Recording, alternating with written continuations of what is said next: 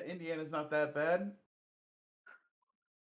It's still technically the Midwest, isn't it?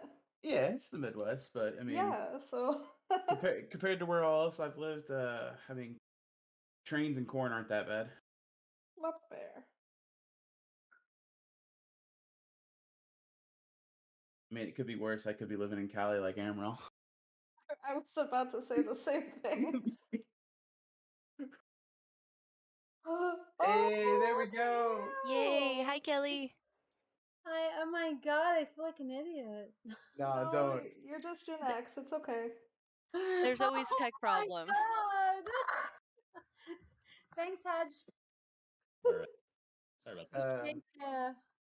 Cookie. Yo. Amaral wants to know if he can invite a friend. Okay, never mind then. All right, we got it. I appreciate that, Emma. All right, we're good. Okay, everyone is here. Everyone can hear me, correct? I should talk. Yes. Yeah. Yeah, go ahead and just put on push to talk. All right, we are good, I think. Okay, so you have all arrived, and everyone make sure you're on your astral tabletop so you can see what's going on. Most of you will know how to do that, or will have already done that. And then you all just started seeing each other. Yeah. Yep. Kelly, put it on Yep. push to talk because I think we're getting reverb on my. You know how to do push to talk, right? You hit that little icon on the bottom left. You did it earlier. Little cogwheel.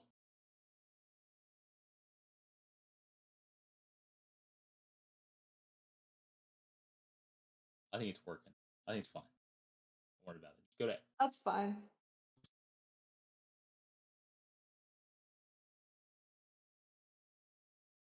Okay, cool. So you're muted, right, Kelly? Okay. All right. Okay, so you all just got off the boat and you are looking around at each other a little bit and trying to figure out what the hell just happened, of course. So if anyone would like to introduce themselves, feel free to go ahead and do that. I wanted to walk up to Lady Phoebe and give her a nice wave and ask her how she's doing. Glad to see her again. Fantastic. Anybody else have any, Kelly? Okay. Okay, so you're able to see, a little bit better. You've gone up about 15 feet approximately by going halfway up the stairs. As you look behind you, you can see just kind of the waves on the surf. You're a little taken back by. Go ahead and roll perception if you like.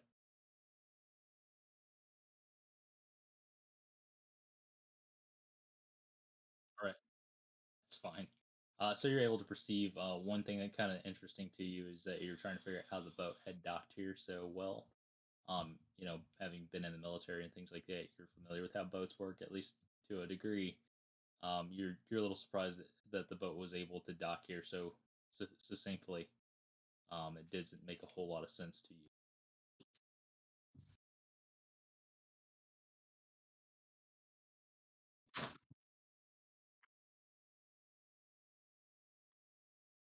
Where are we? Who are all of you? I'm Nivara. Who are you? I'm Jane. It's nice to meet you, Miss Jane. Uh, you as well. Where are we? I don't know. Does anyone see the little halfling that brought us here? Don't you mean the gnome? Yes, the gnome.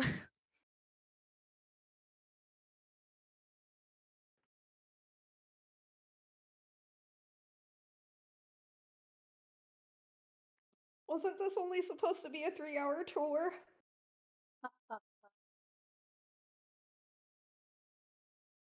I'm just confused as all of you. I'm not quite sure why we're here.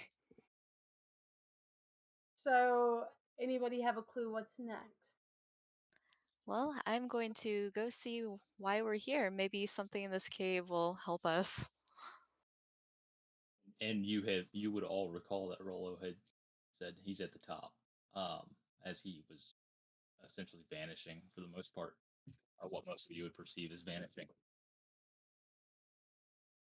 So, uh, Do we want to check out the cave or do we want to head to the top? I I would too. Do I Jane, understand how he vanished? You have seen this before in what you would know as the Mirage. That's the best you could gather. But that would be apparent enough to you that you could check. Jane will start making her way up the stairs in sort of a hop and flutter fashion. So Jane kind of hops and flutters up the stairs. Everyone kind of seem to agree, basically in tow. You're going to make your way up and see what's going on. Lee and Ellis, if you're wondering, you can roll perception um, related to your ability to stealthy in this area. be able to click on another character and look at like a definition or visual or Yeah. something of what they No, are. no, you guys aren't going to be able to meta each other. What are you going to have? One You question. can zoom in and sort of see their You can character kinda see that- token yeah, and kind of know a little bit about them, that yeah, visual aspect. yeah, and if you need a character description, I'm happy to describe somebody to you a little better. But I'd like to know what, since she was hopping and fluttering. Yeah, so she is an owl person. She stands approximately 3.5 feet tall. She bears wings that are not built for flight. She carries a backpack, a small overall set. She's got overalls, a type of overall garb. Um, and she's wearing relatively colorful clothing, but she appears as approximately, again, 3.5 feet. Um, Not very heavy. It's a bird, kind of. So she's kind of Nice. hopping as a bird would up the stairs. And of the snowy owl sort of variety. So it would be inappropriate to eat her since That's something you're gonna have first to figure out. And Jane would be a little bit intimidated by the fact that she's surrounded by some pretty very intimidating large. Yes. monsters. Lady Phoebe is a dragonborn, um, dressed in pretty regal regalia. And then Yestrix is a Leonin, a full-on Leonin, which is a man lion for any Nice. pretty beefy dude. So And as you which one was as you that? sorry, oh, Which which character was that? that's Yestrix. Okay, so Aline Ellis, you rolled perception to kind of get a gauge for your stealth. This is a very flat surface. While it is a little bit jagged in general, um, meaning it's cracked. Um, there's really not a place or anything to go hide behind. And what you do see off in the distance is a campfire, a nice bright bonfire, and you can see a figure kind of moving around behind it, still but moving around, and it would appear to be a human to you, Leonellis. You're welcome to relay that information to the party if you'd like to. Um, I'll go over to Nivera Yeah. and whisper that to her because I've had interactions with her. I will nod to him, and then I will tell the group that there's a person up ahead, and I will start approaching by myself or if anyone follows.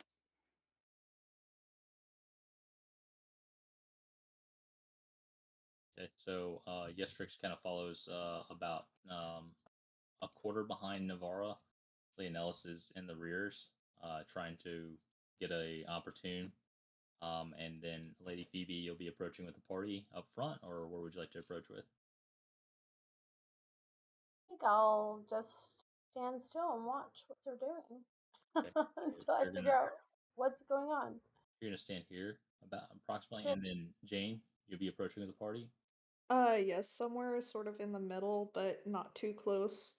So you kind of stand roughly like this relative to Navarro's position. And as you guys move up, you're able to in tow see what's going on. Nothing seems necessarily out of the ordinary beyond. This is a little bit of an odd place. And Lady Phoebe, like you said, you're kind of staying just within visual distance.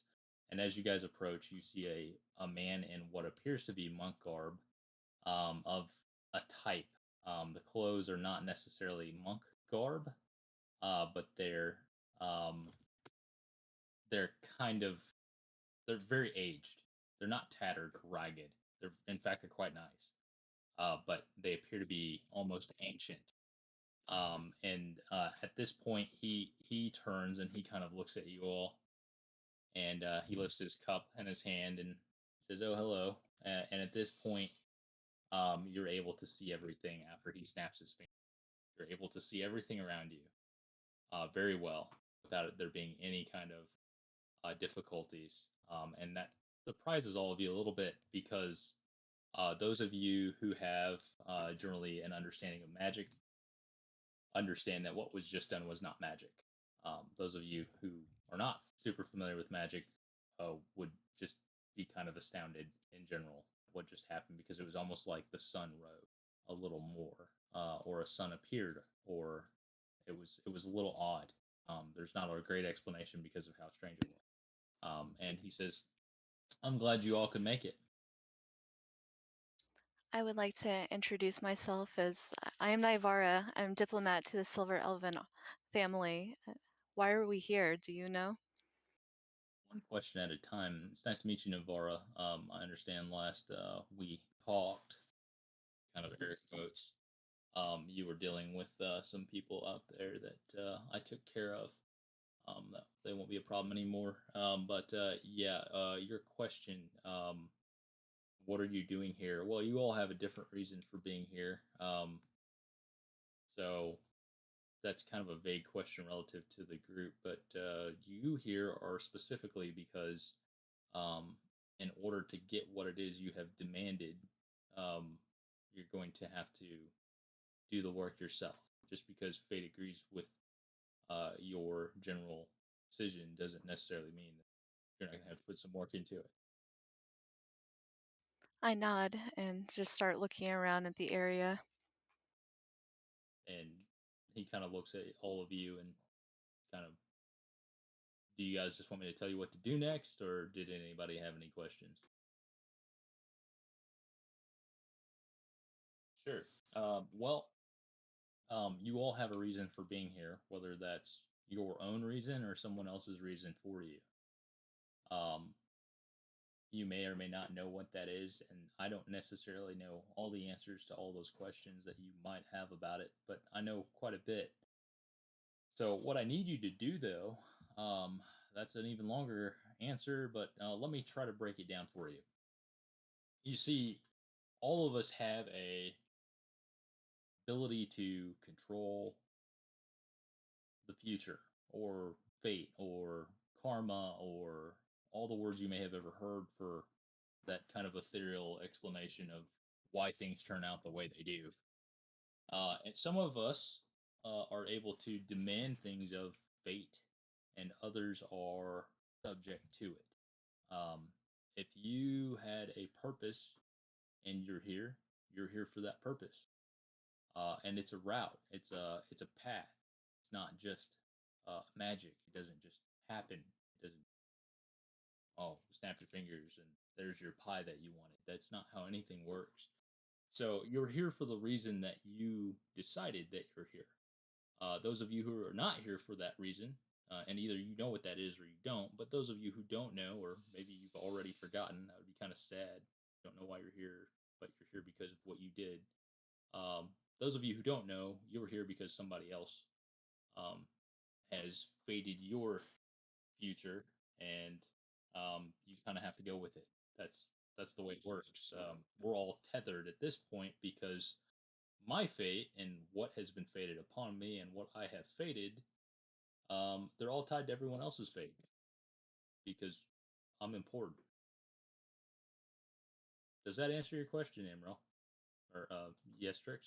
He does know your name.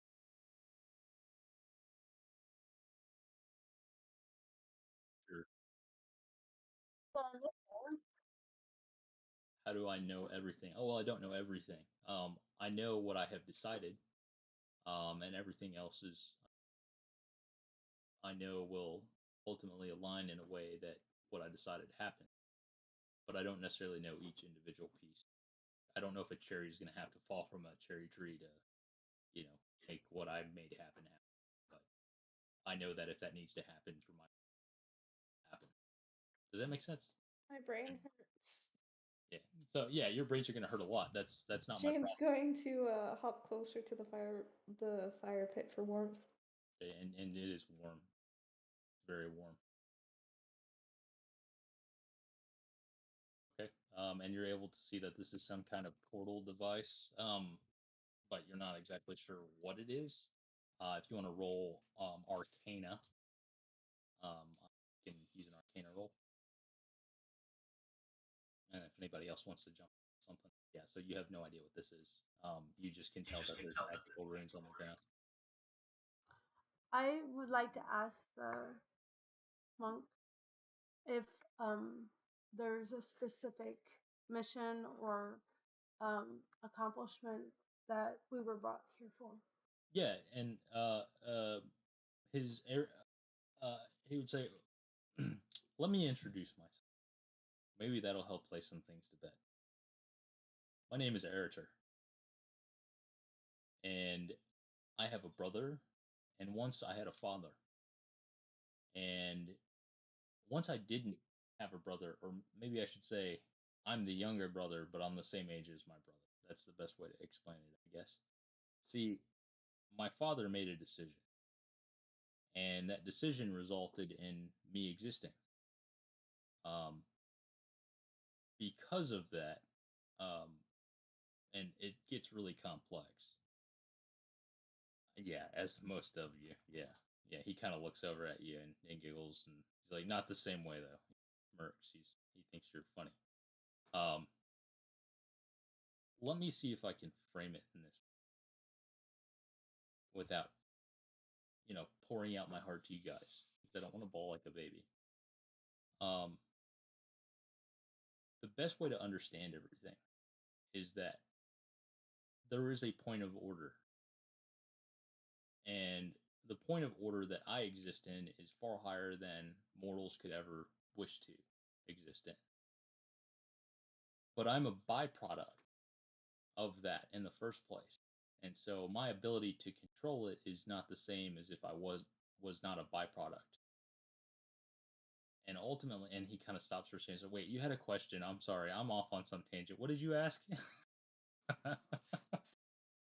know, we were brought here to accomplish a specific task together. You specifically? Okay, so Us together. Us us together. together. We're all together here at the same time. There must be a purpose, and there is possibly a desired outcome for Sure. our assembly. Yeah, so you're looking for like a mission, and he's kind of all he's very air quotey. You're looking for a mission of some sort. Okay. He said, yeah, you're gonna need each other, but it's not necessarily because you need each other. It's because you need companionship. You might not care about the people that you're surrounded by now. You might not want to get to know them. That's entirely your prerogative.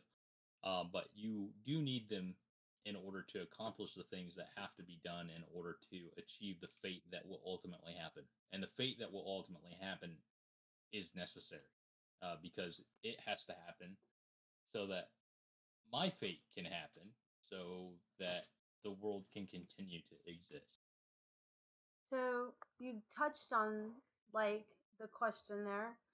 The thing that has to happen that requires all of us is Okay. You guys want to know where you're going next? Okay, yeah. So the first thing you're gonna do is you're gonna go collect what I refer to as the Nightstone. Um, different people call it different things, but I think it's colloquially known as the Nightstone. It's purple and it could be big or it could be small, but it's purple. It's like a gym thing. You're gonna go get it for me. is it close? Distance is a relativity thing. You let's just say that Everything is a relativity thing. How far yeah, is it from here? And he stops for a second. He starts doing calculations, and then he throws his calculations in the fire and says, "I don't know." Is it dangerous? Again, relativity questions. How strong are you? Maybe dangerous Quite for strong. You're so I don't you- like being talked about in such a manner. so yeah. If you're strong, I guess it's easy. If you're not strong, it would be very difficult. Like anything, it's a relative question. Also a Well, relative question. well, things try to kill you. Yeah, sure. Things will try to kill you. I guess. Yeah. That's if that's your question. Is it dangerous? There's an answer that might work. Why don't you go and get it yourself? Because I have to be here, so fate will happen. So you're just standing by, allowing No, fate to happen. no. See, fate's going to happen, but in order for fate to happen, I have to be here. Can we get What a happens if you direction? aren't here? Can you get directions? Yeah, go to that room and go to sleep. I'm big on that. So you're not trying to help us, you're trying to just be smart with us. Well, no. Let me rephrase. What's the Um, room? I will You do a thing. sleep. I will do a thing. Here, you guys don't even have to go to sleep. If you just go into that room over there, I'll stand out here and I'll do a thing, and you'll be where you need to be. I think I understand now. Thank you for your help, and I will start walking that way. Sure. So Navarre kind of takes off toward this building. He would. I'll take a piece of the stone on the floor from this like teleportation thing. Okay, and roll perception. Okay, and you perceive that were you to take this, um, it it poses a potential threat, given you don't know the kind of magic that it contains. God, and then I go into the house after. Okay, and so yeah, Strix kind of makes his way over to the house. Uh, Jane will kind of trail behind because she's not enjoying the wide open space. Yeah, and it is very daunting, like being in this wide open flat. Like it's weird because of how far it expands. And just because you can see the stairs behind you, the expanse feels like it just goes forever. Feels like maybe you walked 1,000 miles to get up to Orator, but you know it wasn't that far at all because of how long it took you. Some relativistic things going on again. So you're able to get in the house and Leonellis, are you gonna head that way, or did you have any questions for Orator? Is this the bird? That's one of them. Yes. There are multiple. I'm going to try to touch it. Sure. So when you touch it, what happens is it actually switches arms on the chair, almost instantaneously. You did touch it and you felt it, but it was suddenly somewhere else. Did it feel like how whenever I touched the foliage after I got off the rowboat did whenever I first encountered like this type of effect? Yes, similar but stronger. And you perceive that it's probably something to do with its life force that makes it much stronger. Okay. I will I'll follow the party then into the house.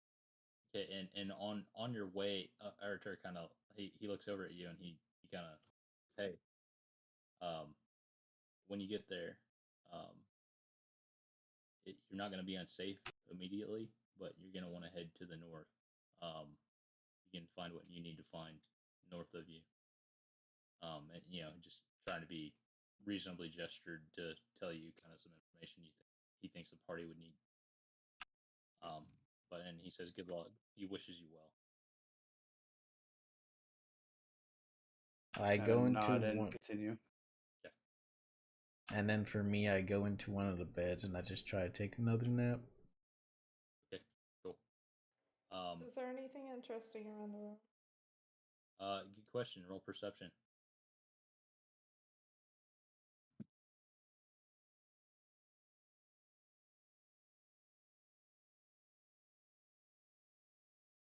Hold on, I don't.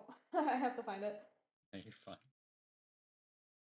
Yeah. So what you notice is that oddly the beds in the room are not of similar quality. the bed in the corner on the east side is kind of ratty. The bed in the room with its own separate door on the south side is incredibly nice. The bed next to the fireplace is warm and cozy and of pretty good quality, and then the bed to the northeast corner of the room is, well, it's okay. But everything is kind of cold except the bed right next to the fire, and the bed in the south room. They're very cozy. Noticing there's only 4 beds, I just go to a corner and rest my head against Ileana. I'll take the raggedy bed. Jane's going to actually go under the bed by the fireplace and kind of set up under there. Yeah. Leonellis? I'm gonna walk over and inform Navarre that he told me north. I don't know what he meant by it, but he said north. Be Thank awesome. you. He was a little tricky to get information from. I appreciate that. After that, I'm just gonna go find the furthest place away from everybody and just kind of relax there, but keeping my eyes peeled on everybody. Yeah. And so what you hear next is similar to a hum, but it's not quite a hum, and it kind of patterns almost like a drum, and you all kind of fall into this restful state, and I won't call it sleep because it's not quite sleep. And as you're kind of drifting, you are in a new space, but it's the same. And you're all in where you were relativistically. There is a bright orange light that fills the room. It fills the room full of light, and you can see a rune on the ground across the wooden floor of this building. And it's very symmetrical. Looks very well done. And if anyone uses magic, they could roll an arcane check to see if they think they know what. Can anybody else see the room, or do they just see black squares like I do? I can see the room. I can see the room. Have you pressed enter? Yeah, it just keeps lining me over black squares. I've zoomed out. There's nothing. Like I seen it when you first teleported us to it, but To see what your character thinks. My voice is getting you. Trying to figure out what's going on. Hold on a second. Yep.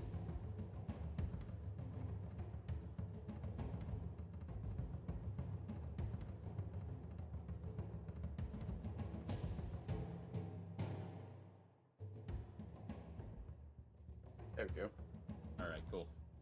Alright, so you need to hold one. I don't understand that. I'm trying to find it.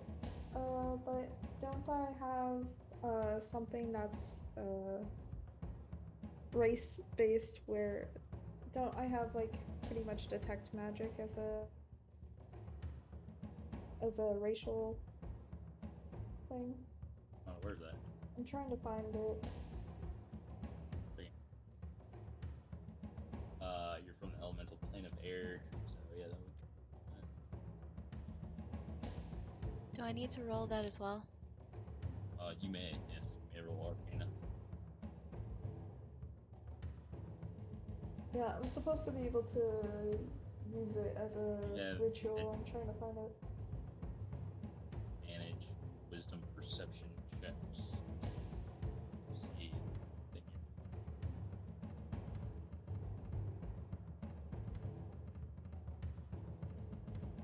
See, okay, so yeah, you, Navarre, are able to instantly identify this as a very rare form of teleportation magic. It does not bear some of the signs that you would expect from like residues. There's a perfect transmutation, perfect casting. There's some signs there you would expect to see of regular men trying it. This is out of character. Is anyone else having troubles hearing when Noble speaks? Every so often, yes. Let me switch mics.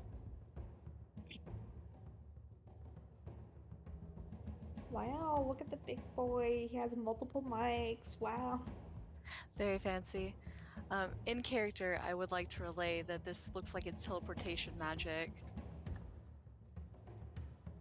That's funny, it was already on the other mic. That's why it was causing issues. All right, cool. Much better. That's much better. Yeah, you guys should be able to hear me great now. I apologize. Okay. So another thing that you've noticed is there is an egg.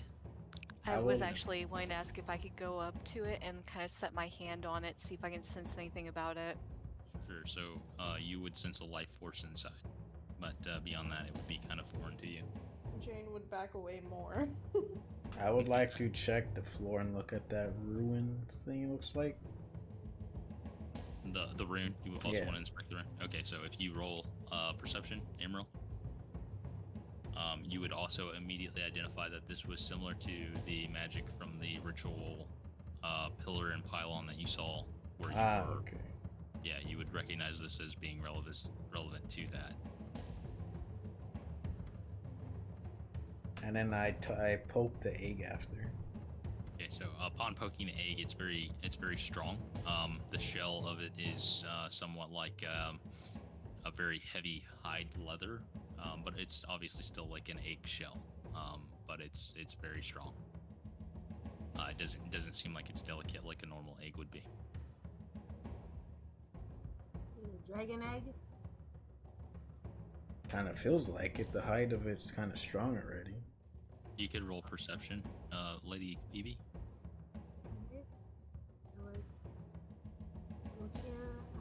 Yeah, so the best you would be able to gather is it seems kind of like a dragon egg, but it may or may not be. It has some features similar to those of dragon eggs, but it's not like anything you've seen. I would like to try to move it, see if I could. Yeah, so you're able to. Go ahead. Have I encountered anything like this in my time in the wilderness? No, this would not be something that you would have ever seen before. Right. And yes, Trix, you're able to easily pick it up. As far as Lady Phoebe is concerned, her understanding of the egg would be, yeah, it is kind of dragon-like, but she's not really sure it's a dragon. I will say I felt a life force moving around inside. Oh, you did?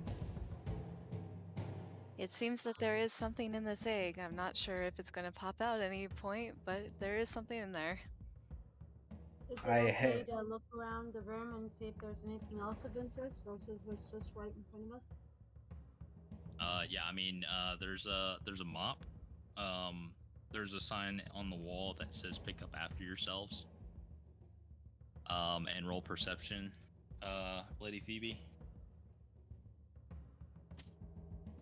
Yeah, so there, you notice there's a very nice map of the world in the other room. Yeah, I'd like to go over and examine it. You'd like to examine the map?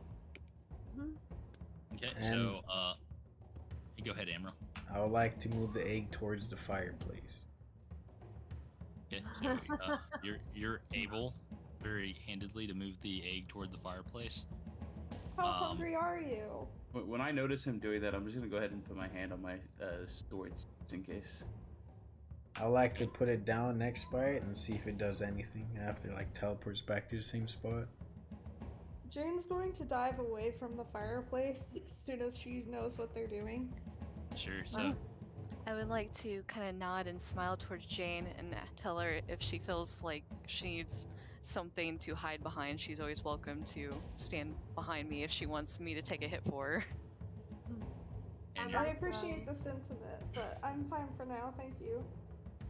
I'd like to nod at Jane too and kind of look at her like if she is ever willing to allow me to eat her, that would also be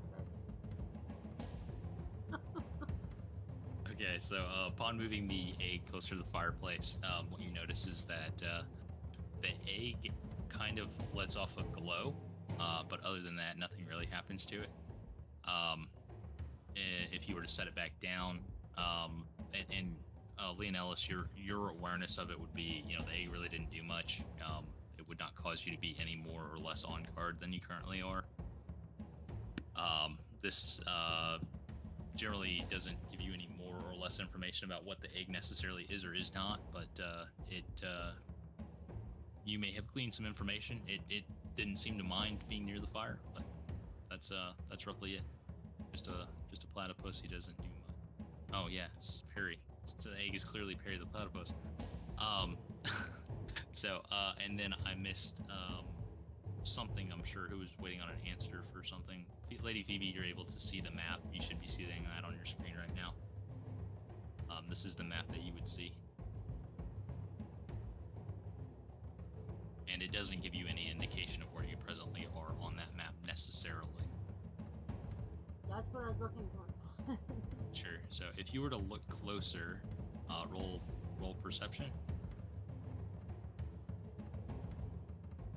Okay, so you would see a very small marking that made it look as though specifically this spot on the map was being picked out. Okay. Can the other players see this? No, they're Can I not share presently it with looking at them? the globe. Yes, you may share the information if you'd like to call everyone in the room to look at what you're looking at. You may do that. Right.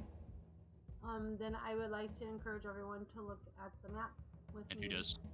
And who I'll does do so? that. Jane will go towards the room, sticking to the edges of the wall and such. Okay, you're able to successfully get to the room then. If they're all coming into this room right here. Yeah, they're all coming to that south room. Thank you, Lady Yeah, Phoebe. This is amazing. I'm gonna slip out as they're coming.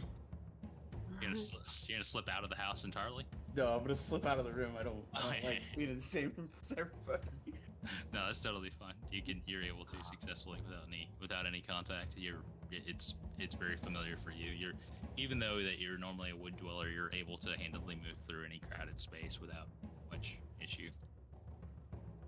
So, And yes, Trix, would you join them as well? Yes. Yeah, cool. So you're also able to see the map in full as they stand around it, and what you see is the following. Oh, okay, cool. And yes, Trix, you would notice that you're not too far from home, relatively speaking. Lady Phoebe, you would also know that you're roughly to the southeast of your home. Your home is, I can ping this. Yeah, your home is right here. And yes, Trix, your home here. I think you guys can see my pings. Yes. see where you said my home was. There's your ping right there. It's next to the little dragon icon in the water. It's to the left of that. Yeah, the red dragon. To the left of the red dragon, to the north. Red Dragon. Okay, good. So It's southwest of. We're currently about southwest of that. Where it yes. says on that. I would just like to say that, wow, I'm really far from home, and I kind of point in the area where I would be from. And that's to the far north, the most northern island, or the most northern continent, which is the Silver Elf Covenant. She would be pointing roughly to right here. I'm surprised I'm close to my home. I thought this would be pretty far away. Have you ever seen this island before from where you live? No, I haven't. It's pretty far. We have small islands, but not this type. That's very interesting. And you would all be relatively aware that this is a pretty large landmass. It's at least 50 miles from end to end, and roughly 25 miles tall. It's not a small island. It's a pretty large island. I go back out and take the egg outside you're able to without any issue. I would like to follow him. Okay. Is there anything that we need to learn from this map? Could I have sketched it before? Yes, you would be able to sketch it. Just a rough sketch, obviously. And I can Leonellis, only did you go see- outside? Yeah, I went outside while they were. Okay. Sorry if I moved your character. I apologize. You may have been looking around. Oh, now I can see more stuff because other people went outside. Okay, and with that, the dynamic lighting goes away. I apologize. Here we go. All right, cool. So it's daytime now. It's a nice So we're day. just leaving that egg there. No. Amaryl has the egg. He has possession. I'm sorry. Yestrix has the egg. He has possession of the egg. And he's carrying it for all intents and purposes right now. I will stay a little bit away from him because I am suspicious of the egg. Sure. Can I approach and put my hand on the egg since I have a sense of animals? Can I sense if it's still okay in there? Yes, and immediately you hear in your mind voice talking to you. Bear with me, everybody.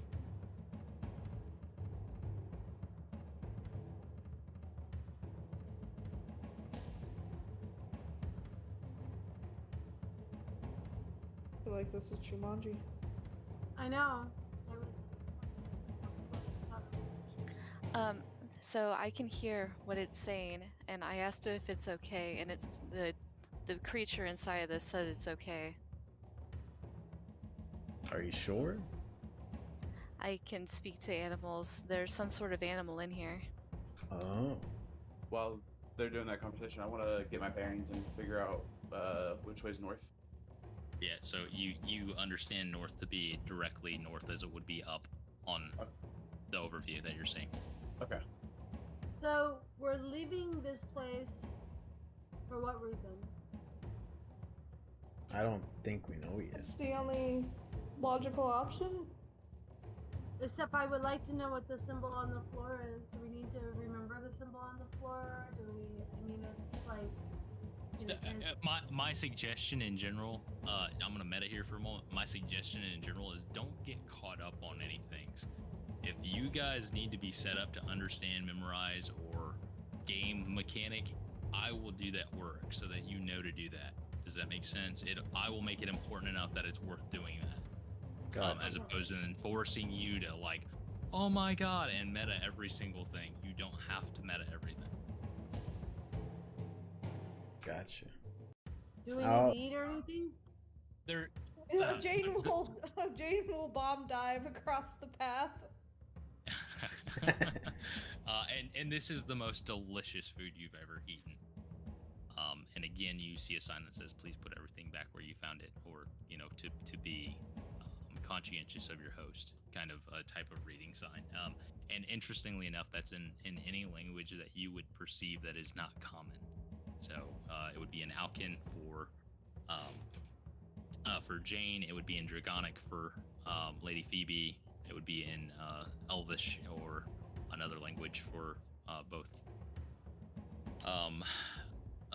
I'm sorry, brain go poof. Navarra and Leonellis, and then Yestrix would see it in his native language as well, and it just says, "Please be a polite guest and put things back where you found them when you're done." Do you think that means the egg? I don't think so. And I put the egg on top of the table. Well, omelets, anyone? You can make a big one out of this one. And at that, the egg twitches. The egg can hear that and twitches. I don't think I'm that's a good sorry. idea. I won't do that. I'll go behind to that river, it looks like, and try to catch a fish. Okay, and go ahead and roll a d20 to see what you catch.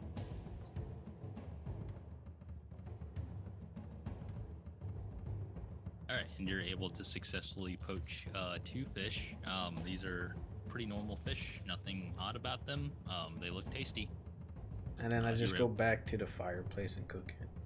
Okay, and you're able to successfully cook them. It's no hard task for someone of your skills. What kind of food is it that's on the table? Various foods. Some are rice and seafood. Some are more breakfasty oriented. It's kind of a smorgasbord. You could pretty well pick and choose anything you wanted. It's very, very warm, inviting, and it's pretty multicultural. I will just pick up a bowl and start kind of picking at it and eating it since I'm a little bit hungry. Yeah, and you all enjoy your lovely meal. Everyone, no one has indigestion. I'm still skeptical, so I'm gonna eat one of my rations instead. Sure. I think we should get to know each other. Jane hasn't seen food that looks this nice in quite a while, so despite how weird everything is, she will scarf it down. And you have no negative implications or effects or anything of that nature. It's a very pleasant meal. It's one of the best you've had in maybe your entire life. I'm not used to these meals. I'm just used to hunting and then cooking it ourselves. What are those things that you put on it? Silverware? That's what's it called? I think. I usually just use my hands. Interesting. I want to ask Jane where she was before she was called to go to the boat originally. I've seen the way you've been looking at me. I'm not sure I want to tell you where my home is. I'm trying to make you feel comfortable, Jane. roll persuasion, Kelly. With disadvantage. I know where you live. Okay. This is now turning into I know what you did last summer thing. I would like to interrupt the awkward moment and say, I'm Naivara, this is Ileana, and then a cat appears from out behind me and just kind of looks at everyone. Hello, How'd this cat Eliana. get here? It's nice to see you again. And the Oh. cat. It's a large cat. Yeah, very large cat. It's a very large cat. It's almost shadow-like. It appears to be somewhat shadow, not ethereal, but shadow. And it's able to move in and out of Navarro's shadow quite well.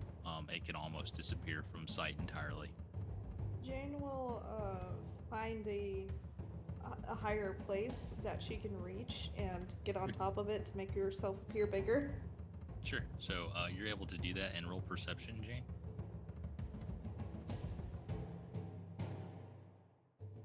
Are these? Wow. So very nice perception check, as well as making yourself look a little bit more intimidating. You would have bonus on intimidation checks right now. You're also able to see what looks to be maybe kind of a city off to your north. Nice. Hey, there's something over in the distance. Maybe I shouldn't eat you after all. Maybe that's where we're supposed to go. I think I'm full of food here. I'm ready to start going if everyone else is. Didn't he say north, right?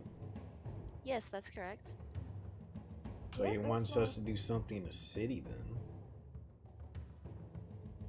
Who? And immediately, once again, your attention is drawn to, and you're not entirely sure why, a sign that says "Put it back where it came from," and it's not put, be a gracious guest and take care of a mess you make kind of language. That again would be native to your tongue, like a local colloquialism. And Jane, you're able to, on your perch, see a nice hot water pot and a workstation just to the south of the house. That you would be able, and again, this is because you had such a high perception check, that you would be able to note that would be something that someone would normally use in a dirty kitchen to like wash dishes and things like that. That's the setup that looks like.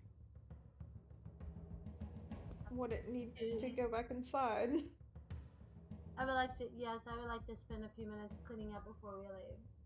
Okay, and that goes off without a hitch, and you're able to clean everything up and set the dishes in a nice, suitable place along the ridge, along the ledge.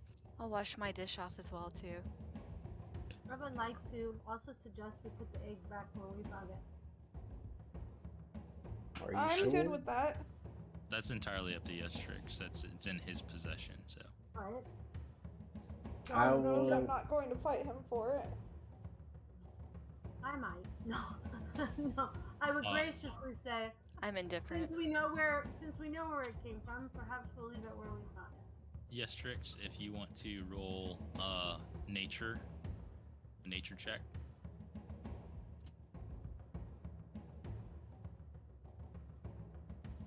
Okay, yeah, that's a pass. So bear with me a moment. I have to tell him this in private. Okay, so can you hear me? Yep. Okay, you feel bonded with this egg. You have an inherent desire to hold on to it. It's similar to how you would bond with other pack animals, or how you would bond with your family in a pack setting. You feel like this is your friend, and you would have a natural instinct to want to hold on to this. Okay.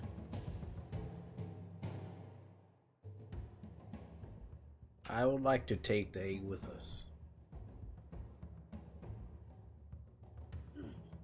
Well, I'm all about being a team player, so I got your back if that's what you want to do.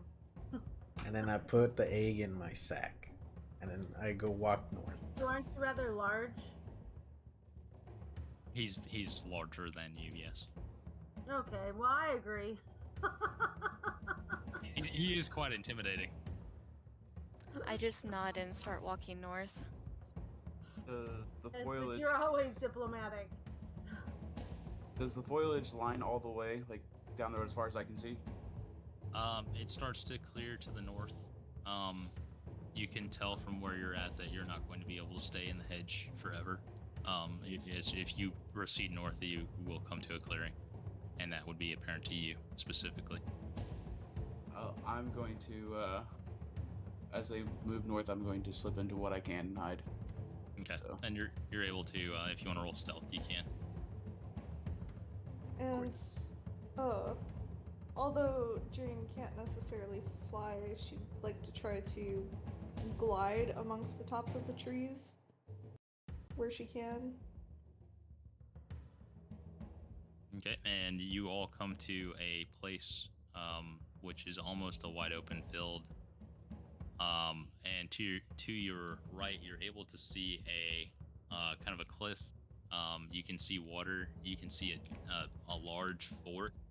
And you've been able to stay relatively stealth the entire time without having any issues. You haven't come across any body, and you haven't come across any animals that are like out of place or anything like that. Everything's pretty normal. There's life in the forest. Everything feels pretty natural. Nothing feels creepy or weird. Uh-oh. So I think we lost one. Man down! That's okay. While you're getting back in, it's no problem. Yeah, again, you're able to see a little bit of a fort off in the distance and a bit of an island. There's no people though. But it appears that the path that you were on has turned into kind of like a pretty worn trade route. Has different. Get an echo. It's coming in on astral. Okay, I got it. There we go. We're good. Thank you. So you're able to see that this is a pretty wide open space now that you're approaching. And you begin to hear a church bell ringing. It's ringing fairly loudly.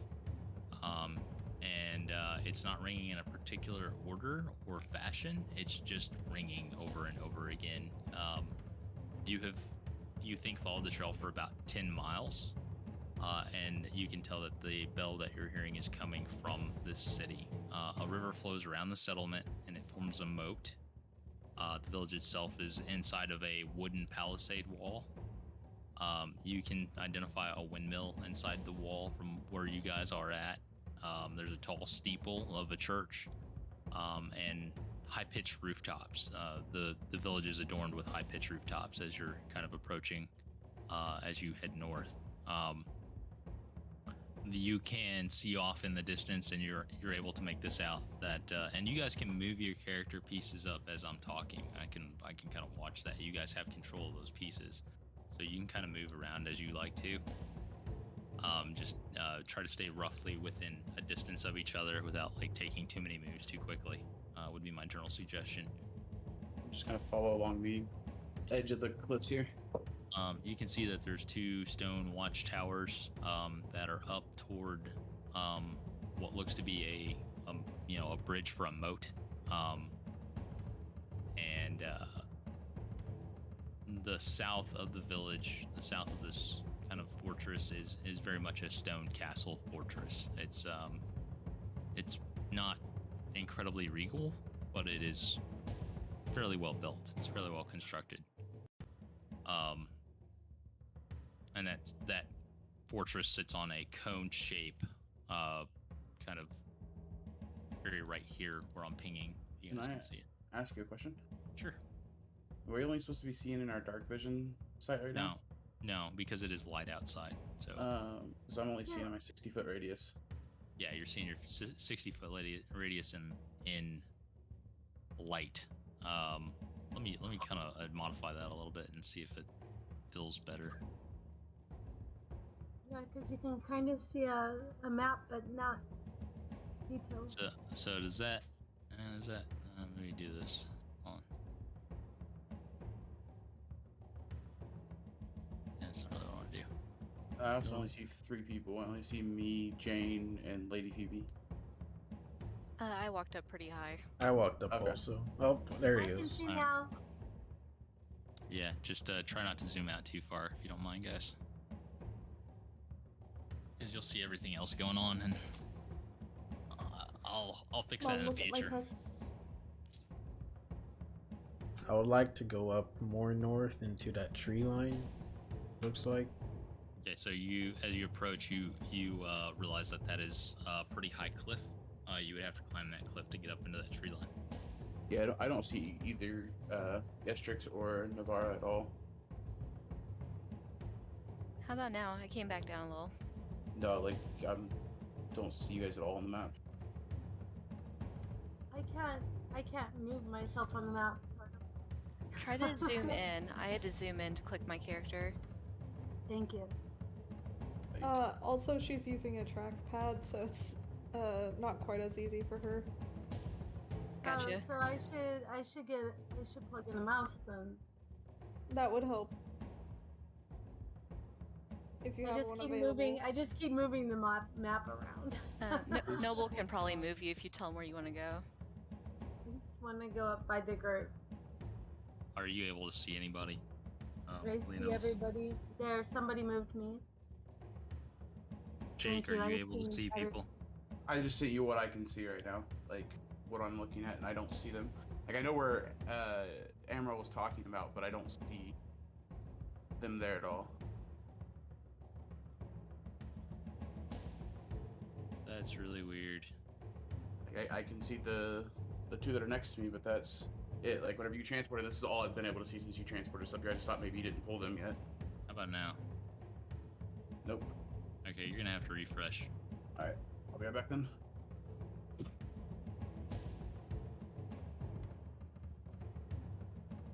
That's weird. Yeah, I can do it this way. Make life easy. Hold up. Maybe make it easy. There we go. Now joining back, I can see everybody. Yay! Okay. Weird. Okay, and Yestrix, you were up by the wall. Did you want to try to scale that wall? How high did you say it was? It's a good 45 feet. It'd take you a minute. It'd take you a good amount of time to do it. And you'd have to roll some good strength checks. And we just go to the entrance. Yeah. So as you're approaching in the entrance, you can see the gate is down fully.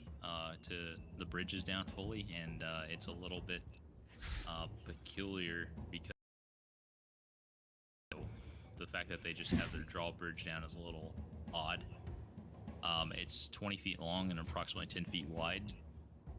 It's made of sturdy oak and chain irons. It's connected by a winch mechanism. If you were to look at, you would see that the chain leads up to the towers nearby. Located at roughly that 2A. Can we see any people or any Any creatures around this movements? area? No, you're not immediately able to see any activity, but the church bell continues to ring. I would like to put the egg down and try to climb. Okay, and you do have a backpack, Yestrix, so if you wanted to put the egg in the backpack, you can do that. But if you want to put it down, you can do that. I'll put everything down. Okay, so you're able to put that down. You can roll a strength check with advantage. Take the better of 2 rolls.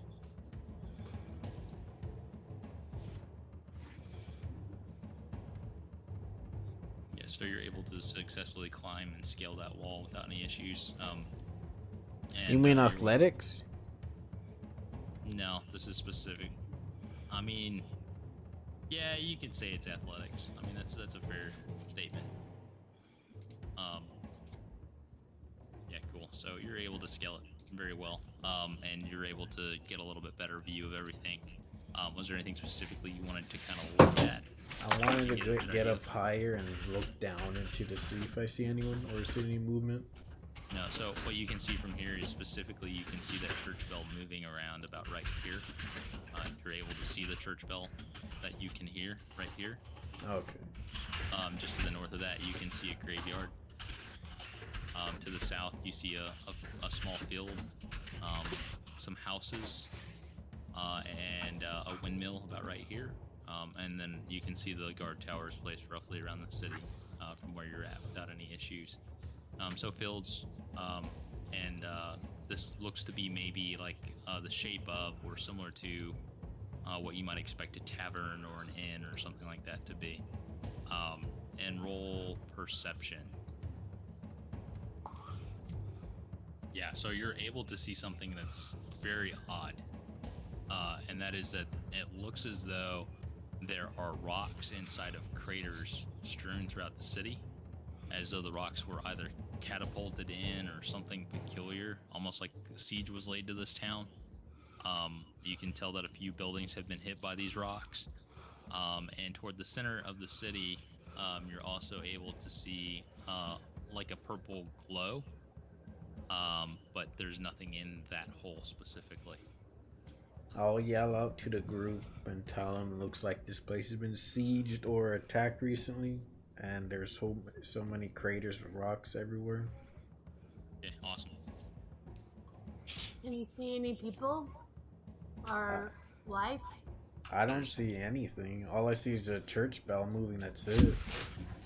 It's mechanical, automated, so there's life somewhere. I kind of want to go check it out. Does anyone want to go across the bridge? I do. I'll climb back down and join them. I want No, to. but only if someone else goes first. I want I'll go to first. scout the bridge and check for traps as we go across. Then. You identify that there's not really anything that stands out about traps you would be familiar with or anything like that on the bridge. It seems the only thing that seems really out of place is that that the gate is down in and of itself. That seems odd to you, but that's about it. Leonel's. Okay. 2 watchtowers flank the entrance to the village, forming a gatehouse that you are approaching. Each tower has a winch that you can see the chain that goes up to it. You would be able to lower or raise the bridge from that point. Both mechanisms in either tower you gather would have to be lowered or raised together in order to get the bridge to make any motion. And that would be information that the group would be able to put together as far as while they're entering. those of you who have both blacksmithing and military and just life experience in general, you would have been able to put these elements together. Is the bridge down at these gates? Yeah, you're able to walk across that bridge. Yes. Okay, thank you. So the gate itself is open. We can go in. Yeah, you can walk right in. I will go to the church and see if anyone's inside. Sure. Yeah, I so, want to check out the bell. Sure. So, I don't Go know ahead. if you're able to move her, but you may have to move her because I don't know if she can move herself, Lady Phoebe, or is she actually with us and I'm just seeing her back at the beginning? I'm here. I just I can't figure out how to move it. it's no problem. Took care of it. Here with everyone. Okay, so Navarra and Yestrix are going to enter the church. Is anyone going to join them while they're doing that? I'm going to climb up one of the watchtowers right here. Okay. So, Cool. Go ahead and climb up the watchtower, and let's see here. Cool. Are you going with everyone, Jane? I suppose, but I think I'll stay on the outside of the building and kind of look around to see if I see anything suspicious. Okay. And this is what you guys see. If you hit enter, you can center on your character.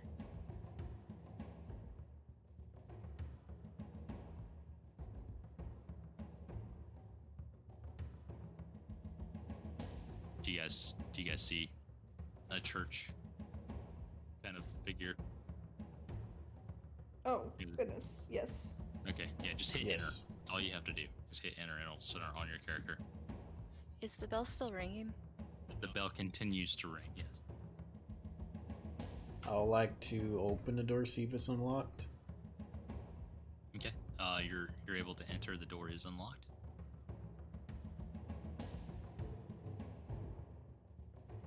And I'd like to investigate inside, see what happened. Sure. So as you enter, you can see that the sunlight is pouring into the high vaulted chamber. There's several stained glass windows. One of them is broken. Beneath the windows would be plain wood benches, and you can also see the pews throughout the center of the church. Standing up against the back wall is a wooden pulpit with steps leading up to it, as well as a altar. And then the floor temple is it's a little nicer than you would expect, but it's a pretty standard, normal temple if you've ever been in one. Set into the west wall on the north side, so it's the north wall on the west side, rather. The north wall on the west side is a half-open door, which that is about right here. And from where you're standing, you would be able to look up above and see the bell ringing still, but you cannot see who's ringing it. I would like to go up to the stairs and start climbing up or walking up. Okay, so you'd like to go up to the door up toward the north here, this Yep. door here. Okay, and Lady Phoebe, are you in tow, kind of looking around?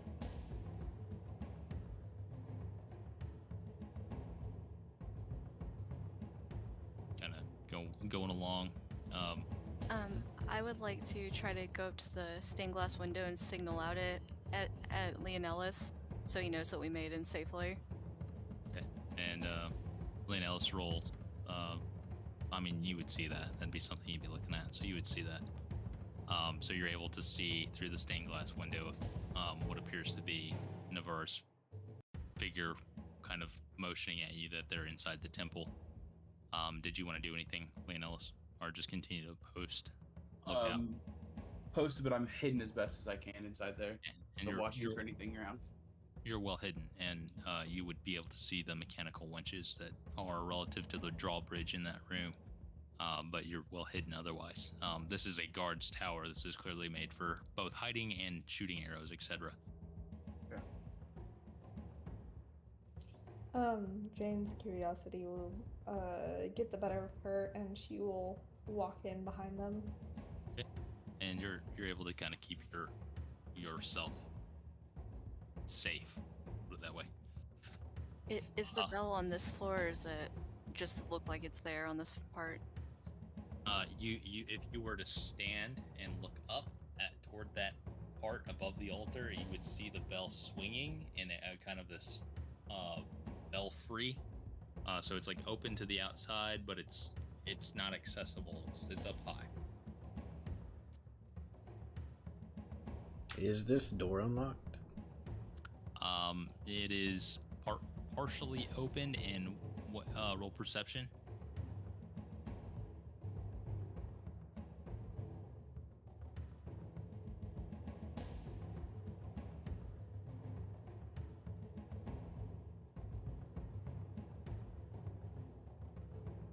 Apologize. All right, so you can kind of hear like bickering would be the best way to put it. But it's muffled. It's hard to make out anything that's going on. They sound kind of like high-pitched voices. I would like to slowly open the door and peek through it more and more. Okay, roll stealth.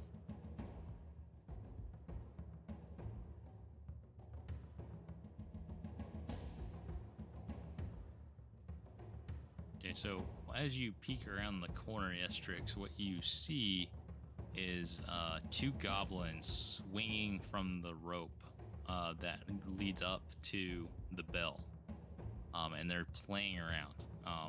They've got some sacks on them, some scimitars.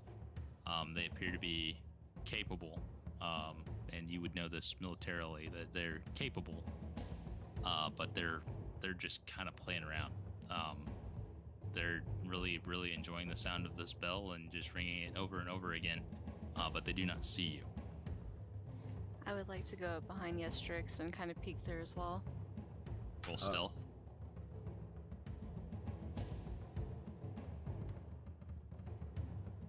Okay, and you're able to do so, and you would see the same two goblins swinging freely from the belfry, giggling and bickering as they were.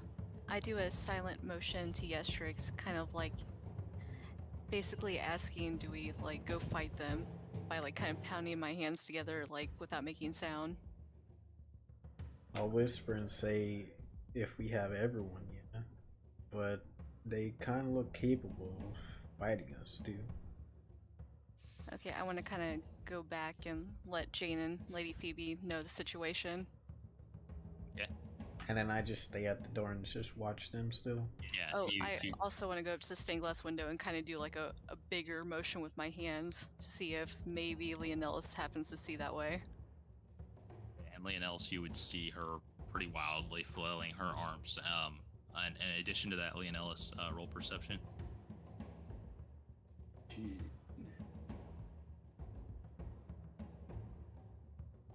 Yeah, so at this point in time, you would have seen a number of movements that are consistent with what you think might be small creatures moving about the village in some form or fashion, mainly in shadows. Never a really clear glance or a clear look, but you've seen some motions, and you would have had the inkling that there's some creatures in the area.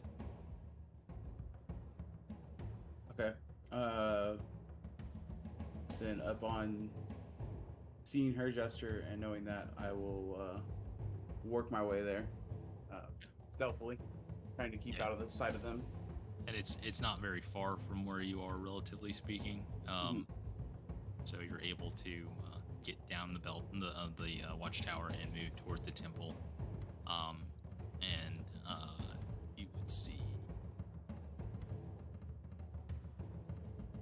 would see this more clearly now. You want to hit enter to focus on your character. And you're able to enter into and see everyone inside. Right. Very stealthily. No one was able to notice your movements at all. Right. I'll make my way to Navarra. Okay. And they're back toward the door. Everyone has been informed that there's some goblins back here in the belfry at this point. So if everyone would like to do their first initiative roll, that would be fantastic. Initiative should be your number 1 on your ability bar at the bottom of your screen. Okay.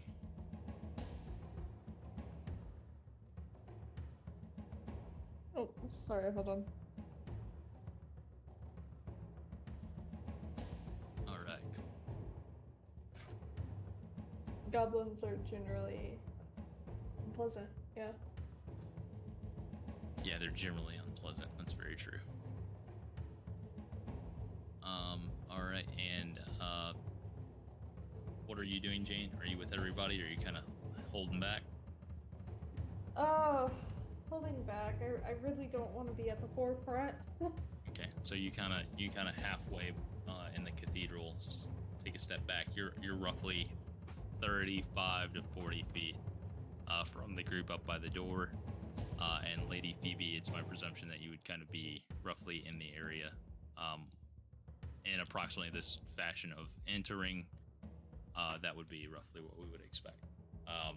So, what would you guys like to do? They haven't noticed you guys yet. But let's have Lady Phoebe go ahead and roll a stealth check, just in case. Yeah, I'm ready to go hit him. I'm gonna also let Navarra know that I seen movement outside too. I do a nod to him and say thank you for coming in. I'll tell Leonis, tell him to see if he could sneak around behind him in like the darkness and maybe attack him if he wants. The way that they're kind of wildly swinging, you feel like you would probably be able to burst through the door and get an attack in on them, but probably not sneak around and set up more than that. I'm okay with, I relate to the group, I'm okay with going in first and trying to distract them. What would the like reasoning behind attacking the goblins be? They're goblins. Goblins aren't nice. I mean, your character would be aware that goblins are generally a problematic issue, not really like, I mean, you could try talking to them. I mean, it's possible. It's very, very racial profiling here right now. Yeah, well, D&D's a little racist. It's okay. D&D's a lot racist. What are you talking about? Goblins have never been very nice to my family, so I always try to exterminate them when I see them. All right, then my reasoning for attacking them would be to back you.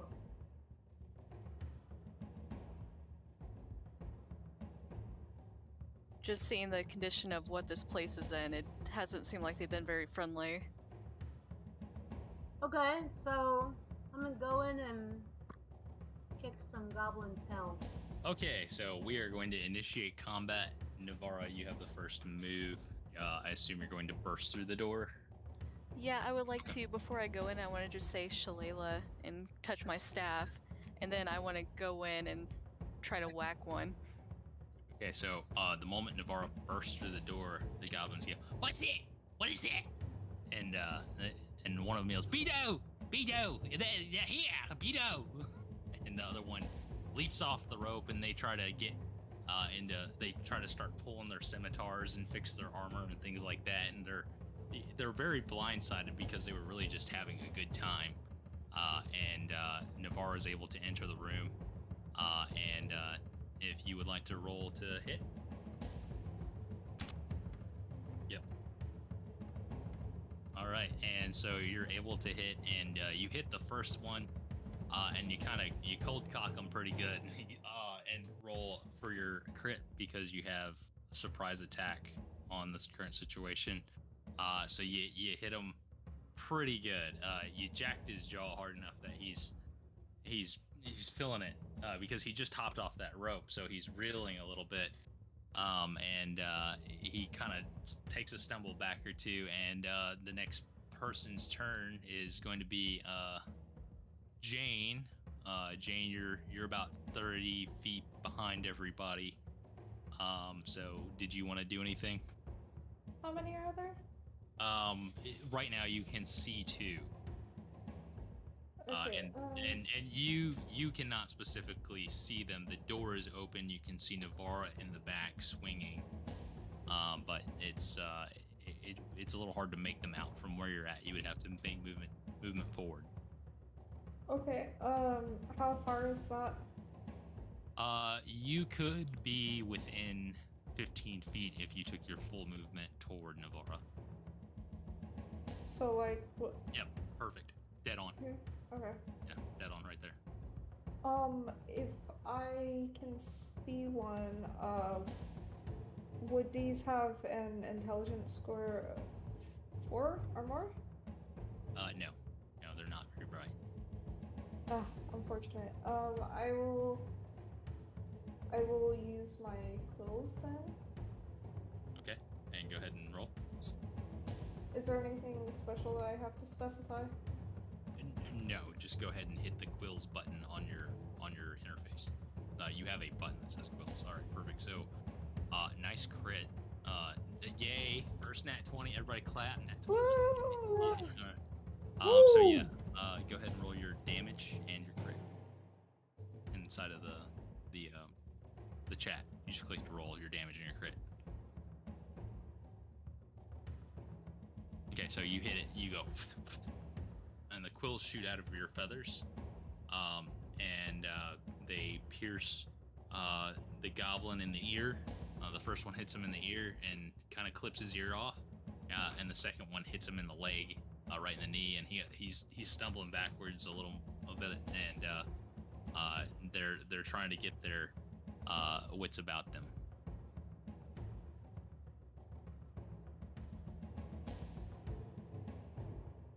I don't mean to do that. All right, and Lady Phoebe. Can I do the poison breath thing? If you would like to take your full movement forward, you can get within range, and then if you were to use your poison breath, you risk hitting Navarra. Oh, yeah, well, we don't want to kill our comrades. Do you have suggestions on what we could do? Yeah, you can talk about it for a minute. If you want to relay that information to me, I might be able to do something about it on my next turn. Yeah, if you wanted to tell Navarro that you want to breathe acid on him or something, you could yell, "Step back," to her. Okay. Protect yourself, or I do a nod to her. So then, can I do that? No, not until her on your next turn. She's still in the way. She does not have movement to expend presently. Okay. So you could technically use. You're a sorcerer. You could use your firebolt. You know how to do that. So okay. What do I do? That's your number 4. So I'll just hit it. There we go. Cool. All right, and you are able to attack. And which one did you want to hit? The one that's a little bit further back, or the one that's a little bit closer? I would do the one that's closer because there'd be more current danger. Okay, and so he takes 2 fireballs to the face, and he implodes. Like, this is a little bit of an odd reaction. He like boils and then it pops. And the room's kind of covered in green, but everyone's able to avoid getting hit by goblin goo. And right at that moment, 2 more goblins swing down the ropes. And so now there's 3. One is dead. The first goblin that was a little further back is terrified. He's like, "Oh my god!" Ah! Because he just watched his friend get popped. So they're also look a bit sickly. Yeah. And I believe it is Yestrix's turn. I would like to rage. All right, so Yestrix lifts up both of his weapons and he lets out a blood-curdling roar. And as he runs through the room, kind of barging through, and You're enraged, and what would you like to do, Yestrix? I would like to attack the first person I see, not the first goblin I see. Okay, all right. Like So, Watch an it. invisibility cloak. That clarification there. yeah, good clarification. I would have hurt you on that one. Yeah. So you run in and you see the two goblins kind of sliding down the rope. At this point, they're within reach, and they are the closest. So you take a swing at the one on the bottom rope and go ahead and roll your axe attack. I believe it's your number 2, if I'm not mistaken. Yep.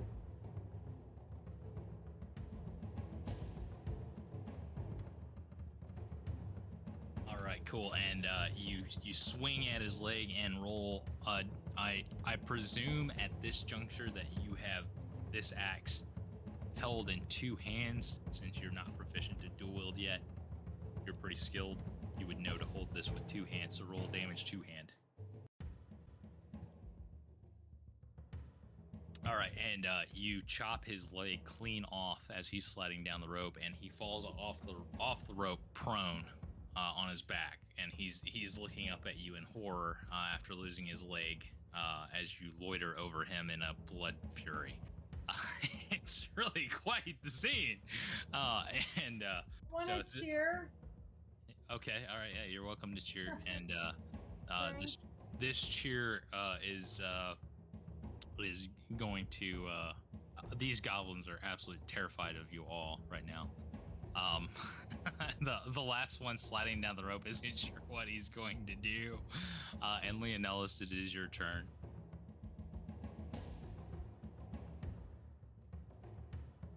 I'm gonna draw both swords and get as close to the one closest to me that I can get to.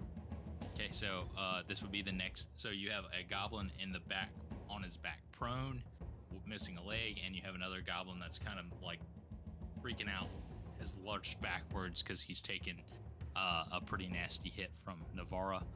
So your closest target would be the next goblin that was sliding down the rope.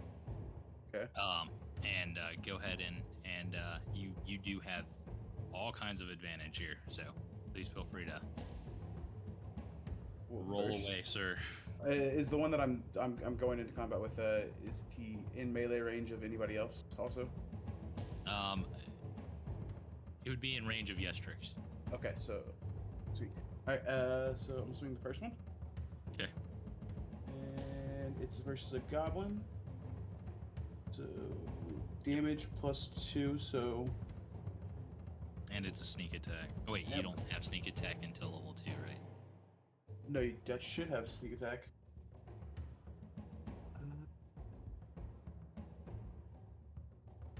That's fine. You can go ahead and roll it. It's not gonna matter for long anyway. So just go ahead and roll it. Yeah, cool. All right, cool. And so you're able to cleave half of the goblin off. He's barely clinging to life. He's lost both of his legs, and he lets go of the rope and kind of tumbles down the stairs a hair as he lets go of the rope. Yeah, so it's the goblins' turns. Needless to say, they're all horrified of you guys. You just kind of burst through and started chopping them up, and they're none of them are looking very good at all. So this will be the first goblin that Navarra hit, and does a 15 hit your armor class? Let me see your character sheet. 15 hit. Yeah. Okay, and he swings at you for 2 damage. Okay. Is this my health? That is your. Yeah. Okay. That's so high. Yeah, that's right. Cool. Second, let me fix something here real quick. Yeah, I hit you for 2.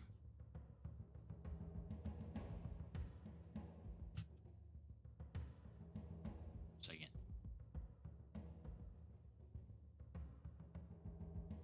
Why did it do that?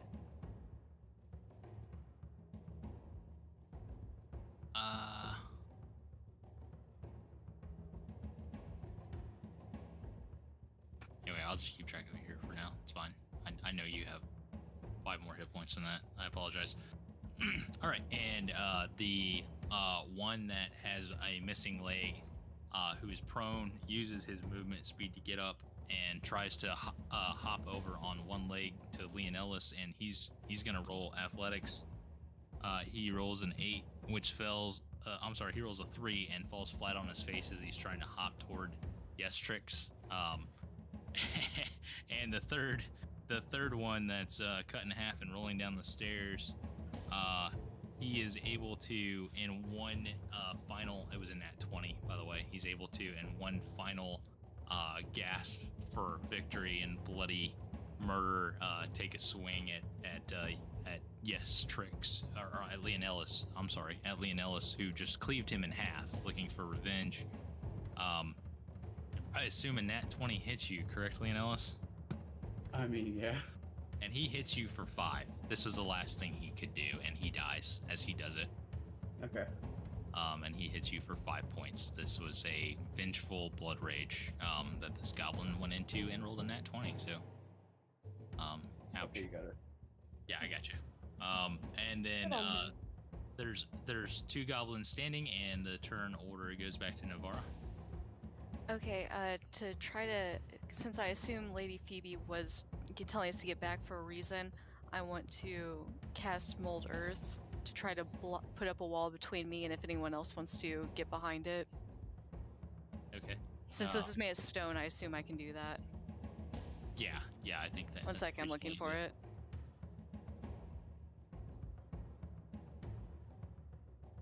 And brush here. Yep. Okay, cool. And I have a bonus action. I want to try to heal up Leonellis a little bit. Okay, go ahead and do that. All right, cool. So you're back to full health, Leonellis, with that. Okay. As Navarra mentioned, a brick-like wall made out of the same as the floor, same pattern, everything kind of crops up, and she's trying to do this in a pattern, and I'm going to just draw the pattern that I think it would be, and go that way.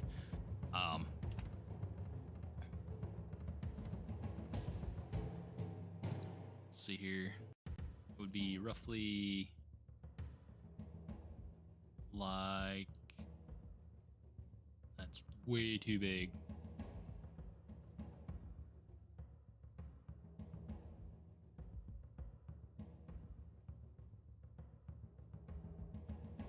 All right, so that would be roughly the pattern. Is kind of like a wall that kind of blocks her in, and then Yestrix and Leonellis could move reasonably well behind if necessary. You guys could move kind of down to the south space, roughly, that wall, because the goblins are like right in here, roughly, and so you can kind of move down behind this wall as necessary at your own leisure. So she hasn't blocked your sight, but she's made a guard as needed. And with that, it will be Lady Phoebe's turn, I believe. I think it's mine. Because mine was 17. Okay, cool. Your turn. Oh. I was about to ask you a question about my character sheet. Yeah, what's up? Is everybody's character sheet like up to date, or is it like sort of a placeholder for now? It's pretty up to date. I mean, beyond the flavor stuff, it's what's available presently, but I didn't have your character sheet, so if you had a different spell somewhere or something like that, I didn't know. Well, I just thought maybe I am not 5'4" and 130 pounds. Yeah, I didn't update. So, okay. You're not. You don't have burning eye or a burning smile or something like that. I think I saw on your So, character sheet. Yeah, I just wanted to be sure that I'm using the correct numbers and everything. The numbers are correct. The flavor text is not. Okay, I just wanted to be. You can edit that at any point if you want to. Yeah. So, would I be able to try to use my talons to attack one of the goblins? Sure. The one without a leg. Yeah, so you run up and do you have a talon roll on your bar? I do not. I don't believe. Wouldn't you just use your quills? I suppose I can. I mean, you know, like at close range. There's actually 2 quills buttons. One is for close range.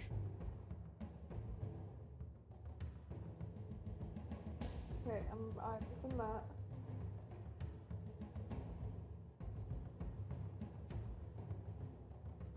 Would it be around here? It's called hidden quill. Yeah. Oh, where would you be relatively? Yeah. Yeah, you'd be roughly right in here, somewhere. Okay. And there's a wall to your left that you know Navarra is behind. Okay. So I will attack it with hidden quill. Okay. Cool. And you pierce the ground next to its head and just barely miss it. But you give it a good scare. Okay. And with that, it's Lady Phoebe's turn. I would like to do a poison. Okay, so you're able to move in a manner that is far enough to the right, kind of get a leg up on the stair and kind of look down at the goblins in the hole, and you're able to breathe your poison breath. It will do it. Go poison breath. Go poison breath. Hold on. There we go. Cool. So you're able to let's see, 6 poison damage, DC 12, Dex save equals half. All right, so they failed.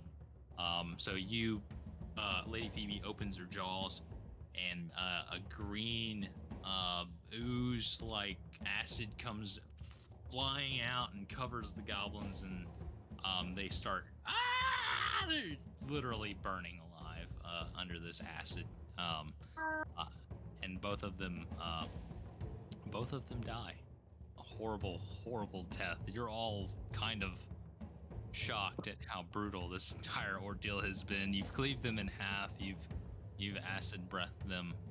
There are 4 very, very dead goblins on the ground, or at least pieces of them. And congratulations, everybody! You won. Good job. Let's go. You beat the goblins. Good job, everyone. Yeah, and there's no the bell has now stopped ringing. Yay! That was Should we ring annoying. it for a victory? Should you what for victory? No. Ring the bell. No. No more I think I've bells heard the bell ringing. enough. Didn't you someone guys- say you there were guys- people outside? As I informed Navarra, there's other movement outside. I went to relay that information to the rest of the group and dispel the wall I made. Yes, yes, so And the wall comes down. hopefully the things outside didn't hear all the ruckus inside. That's a good point. Hopefully we're still able to stay silent in all this. I will try One way to or another, I think they're going to pickpocket some of the notice goblins. I think they're going to notice the bell stop ringing either way. Probably. True. We could have the little owl do it. I want to head back towards the front of the church. Is anybody gonna loot the goblins? I would. Oh yeah, I forgot about that part. Yes, I will also, and I will pick up whatever quills I can find. Yeah, so your quills grow back. Oh, okay. Yeah, it's kind of an odd thing, but that makes it easier to manage ammo. Okay. Yeah, so each goblin was carrying a sack that's lying on the floor.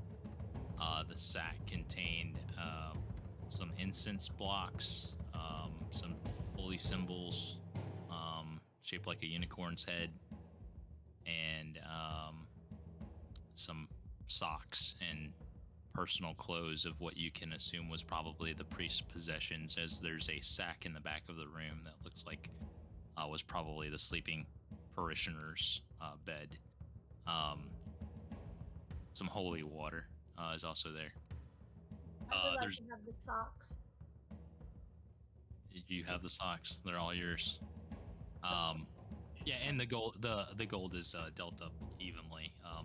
We're just gonna use round robin rules for gold in general. But you each got about a gold apiece. Do Yeah, I but see then their I thought people weapons? find gold in it. Do you see what, Emerald? There are weapons on the floor? Yeah, there's some broken up scimitars. They don't look like they'd be very valuable. Can I do a religion check on the holy symbols that one of the goblins is holding? Sure. You're able to tell that this particular there are actually two holy symbols. One is a symbol you're not very familiar with, that bears it's not a silver raven, but it's another type of bird that looks kind of like almost like a crow or a hawk of some kind that's black. And the other holy symbol is one that you recognize as the symbol of Lathander, which is it's an unusual deity, but it's not really like a big deal. Typical temple type thing. You don't really get any. The one that's odd would be the one that would stand out to you. The one that looked like a raven? Yeah. Can I pick them up and relate to the group? I want to ask the monk, see if he knows more about the one that looks like a raven. Sure. So I just pick it up and kind of hold on to it. Sure. Yeah, and somebody else had asked a question, I think. No. Okay. You guys decide what you're doing next. But, did you say that they have holy water on them? Yeah, there is a vial of holy water on the ground, yes. I'll take it. Okay. Is this staircase spiraling up or spiraling down? The staircase spirals up to you are able to see up, and it just spirals up to an upper terrace where you think you could probably see out, but there's really nothing up there that you can see, and there's not much of a ledge to stand on. It's there, but it's not much of one. I'm gonna make my way up to see if I can see any more of the movement that I was seeing earlier. Sure. I would like to go to the front door. Yeah. And just Same. watch out. Wait, why does it keep doing that? I want to check out what Leonellis had mentioned about other movement and kind of peek outside to see if I can get a glimpse of that.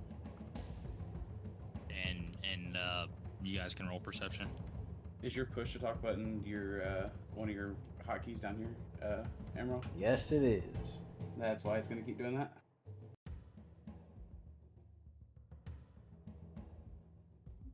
That nat 1.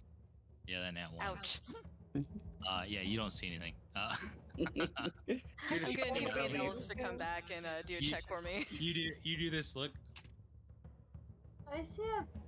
Mine says it was 15. That's my character. I can Leonellis, go... right? Yeah, but Navarro rolled a nat 1. That's why it's red. Oh. If you So- hover over the number, you can see what the natural roll plus my bonus to it was, and if it's red, it means that it was the lowest possible roll of a 1, and if it's green, it's a nat 20. Okay, and Leonellis, you're able to. You get a sense in the air. You know that fog that rolls in after a big battle? Yeah. Yeah, that fog is kind of like rolled in a little bit. But that's about it. Not gunpowder, but like the fog of. I don't know exactly what causes. It's like the sweat on the battlefield or something causes, this like perspiration type thing from the ground. It's like the temperature change. Yeah. Yeah, exactly. So that's kind of the fog that's rolled in. You can tell that something big happened, and it doesn't seem like it happened long ago. But that's what you're able to perceive in general. There's no movement or anything. Okay. I would like to check and see if I see any movement. Like the buildings are outside. Yeah, you're able to pick up on roughly the same thing that Leonellis was able to, and that's just that there's a bit of a kind of a fog of war effect kind of going on, but no one perceives this to be ominous, just typical of large battle. Specifically you, yes, Trix, because you have military experience. What's the closest building towards us? Yeah, so the closest building would be across the road from you. There is a field, and I'm going to go ahead and kind of move everybody here so that you guys can see. Go ahead and hit enter so you can center on your target, center on yourself.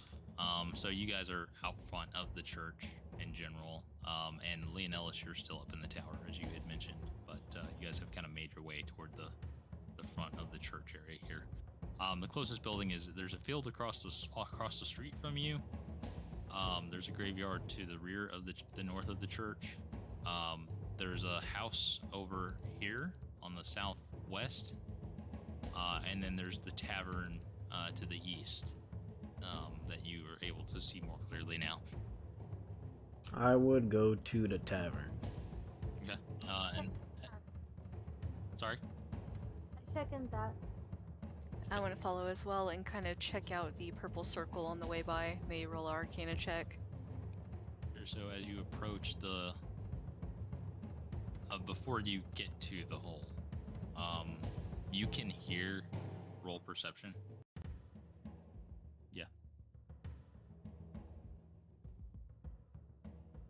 Yeah, so you can hear loud growling of dog-like creatures gnashing and gnawing at something down in the hole. They're not able to see you because they are down in the hole. And these are, as far as you can tell, these are like wargs. And you would know that because the goblins typically have some wargs around. So you can tell there's wargs down in the hole. Without creating too much sound, I want to kind of wave my hand slightly and point at the hole and just kind of like make a motion. It looks like there's something in there. Yeah. Jane will avoid the hole then. I don't think I'm quite ready to tackle the hole yet since not everyone's with us, so I'm going to kind of follow after Yestrix towards the tavern. Did you see? Could you see what was in the hole? Why is it glowing? I don't know about the glowing yet. I'd have to do more research, but I do hear some kind of dog-like noises coming from the hole. So, can I go over and see if I can see why it's glowing? Sure, you're gonna need to roll stealth. I'm gonna be working my way out of the tower, back down towards them. Okay. You're able to cover distance pretty quickly, Leonellis. I don't see where to roll stealth at. Here, I'll do it for you. Thank you. Your stealth would be right next to your dexterity, I think at the bottom. Do I have to open my page? Yes. Like on the one we're on all the time, it has a lot of stuff. Oh, here. Yeah, Rolled a 16. Alright, you're able to approach without being noticed by the wargs yet. And get fairly close to the purple runes. As she's doing that, I want to go peek through the windows and see if I see any movement. And if it's open. Okay, of the inn? Yep. Alright, bear with me a moment.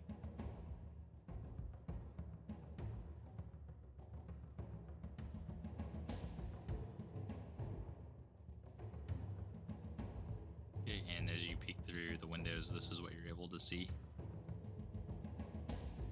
You're gonna have to center on your character, Yestrix. I see. So, out of character, when do we plan to take a break? We can, I don't see a reason why we couldn't do it right now. Okay, I just wondered because we've been out for like 2 hours. And... Yeah, we have, time flies when you're doing this. Yeah, and Really, really fast. I need to use the restroom, so. Yeah, no problem. Alright, 5-minute break, guys, or, 10 if you need it, but just let me know. Gotcha. We're gonna be going longer than that. Okay, I shall be back. Alright, cool.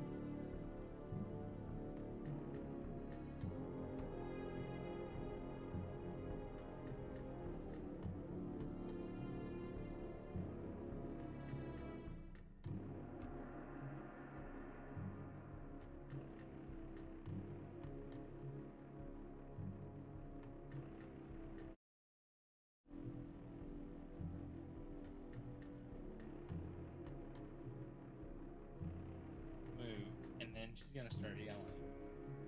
No, I'll just yell at her and she'll look at the camera. She's saying on Noble right now. I think I see her head barely.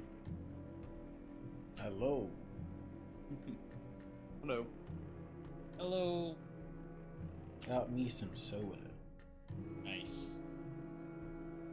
Also, for the HP, when I get hit, I just click it. Oh, I can't. On your character sheet, you can click it and change it. I got 0. You're Cool. zero. I'm zero. Oh, yeah, because I changed it. Oh, okay. Okay, now I know. Cool.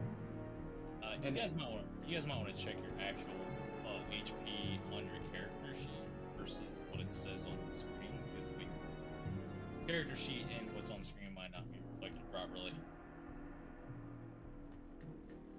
Mine's the same. Is it? Okay, cool. The only thing that's different is my stats, actually. Yeah, Jake's is the same. It says I have 30 feet on here, but mine says 35.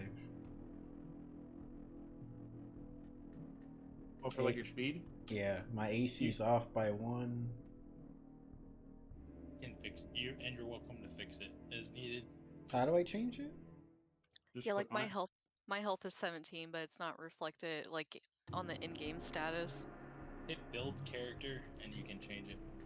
Ah, okay, cool. There's a way I can. Yeah, Lauren, go into your character sheet. Okay. And the right-hand number out of the 2 numbers above your character, click on it and then just change it to 17 and hit enter, and then you'll have to change the left-hand number to however much health you're missing. Bring goes derp. Where is that again? Top left side, you'll see your character icon and then above it a green bar. Oh, okay, I see it. Thank you. Yep. The right-hand number is your max HP, and the left hand is your current HP. Thank you. Got it. You're welcome.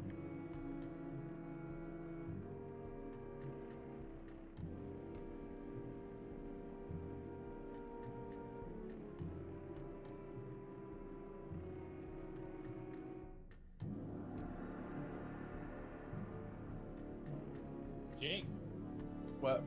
your constitution is not reflected properly in your HP.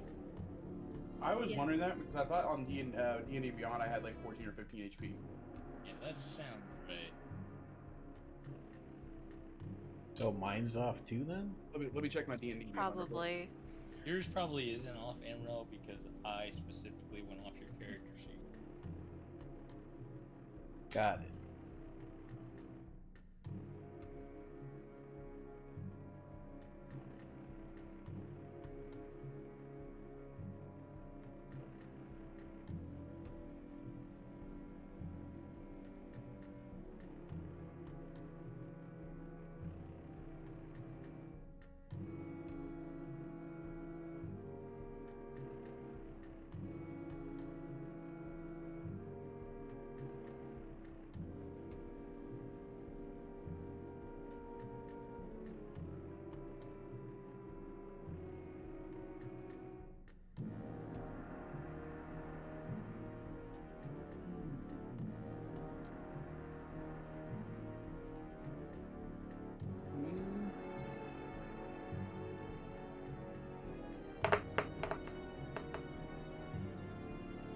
Nope. On D&D Beyond I have him at 11 out of 11. Okay. I don't think that's right, but okay.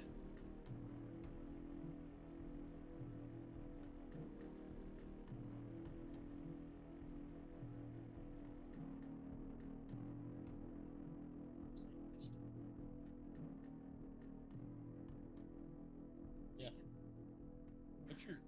What's your base health? Is it 8, Jake? Rogue base health 8? Hold on.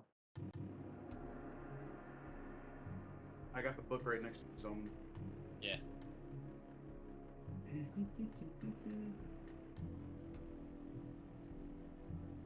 Yeah, 8, be base 8. Okay, so it's base 80. plus 8, 3. That'd be right. Yep. Okay. Cool.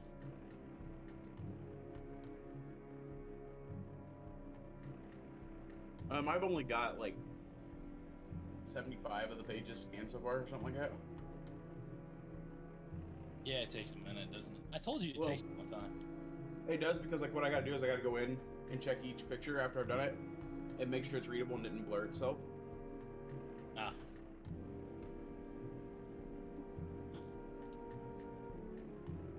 Like I want you to be able to like at least click it and then enlarge it and be able to read it if you need to, you know?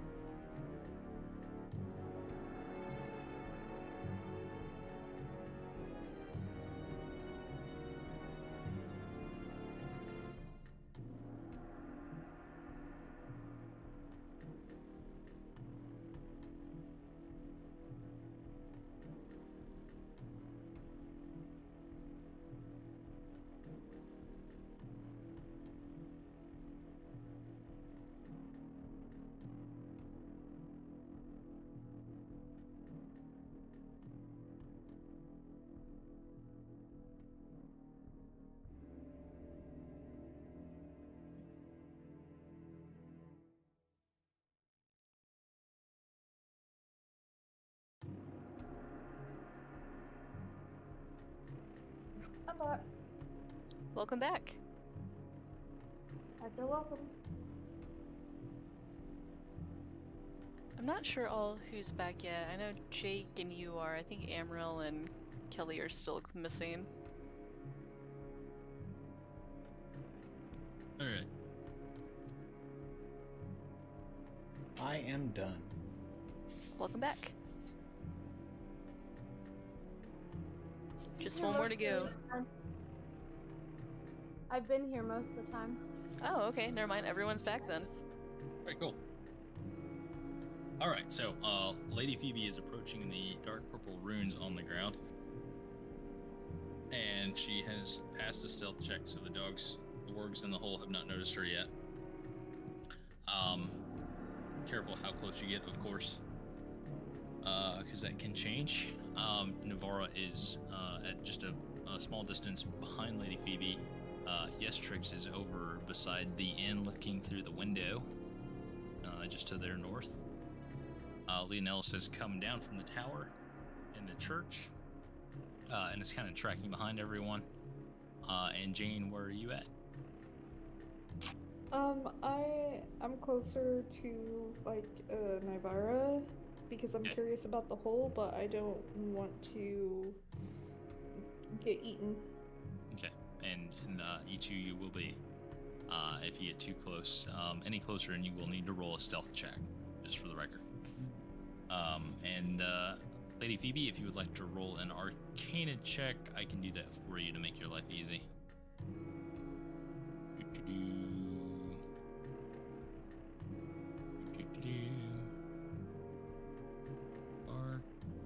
Arcana of 8. What you discern about it is there's a very powerful magic coming off of that area. but it is more of a residue than it is a current thing. It's not there anymore. Whatever it was isn't there anymore.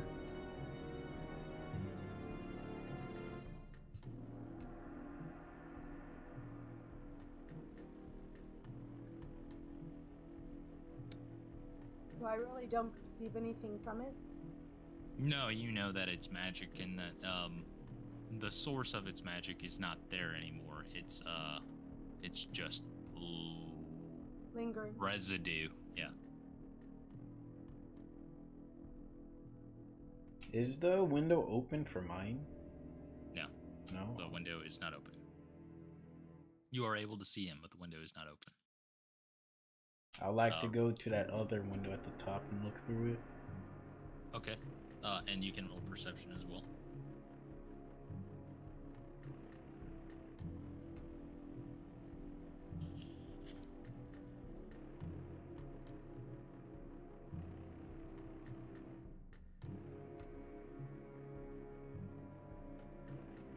And you're able to see a man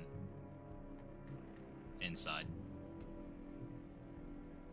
Does he look like he have any weapons on him or injured?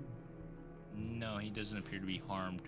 He appears to be kind of sad and like he's trying to pick up a little bit, but that's about it. After I see him, I go back to the rest of the group and tell them that I saw someone. Okay. Maybe we could try to see if the man is okay, or maybe he could be bad. I'm not quite sure. We could try talking to him though. I think so, yeah, but he looked a little distraught. He was just looking at the ground, I think. In my Well, experience, talking to strangers is a bad idea. Then I can do it, I guess. I don't mind. I understand why he's probably in distress. There are a lot of goblins wrecking the place. And then after that, I go back to the closest door for the tavern and try to open it. I'll walk towards the tavern as well. And you both walk north to the door. Nope, I'm sorry, Leonel's. My bad. All right, and so you're at the door, and Leonellis, you're probably tracking everybody in general, so you're kind of off. We'll say you're off to the side, but if you center on your character, you can kind of see what's going on. Okay. And Jane, it's my suspicion that you're kind of tracking with Navarra. I suspect she's probably the least intimidating of everyone in this group, so you've probably decided to mainly tag near her. Is that right? Right, not too Okay. close though.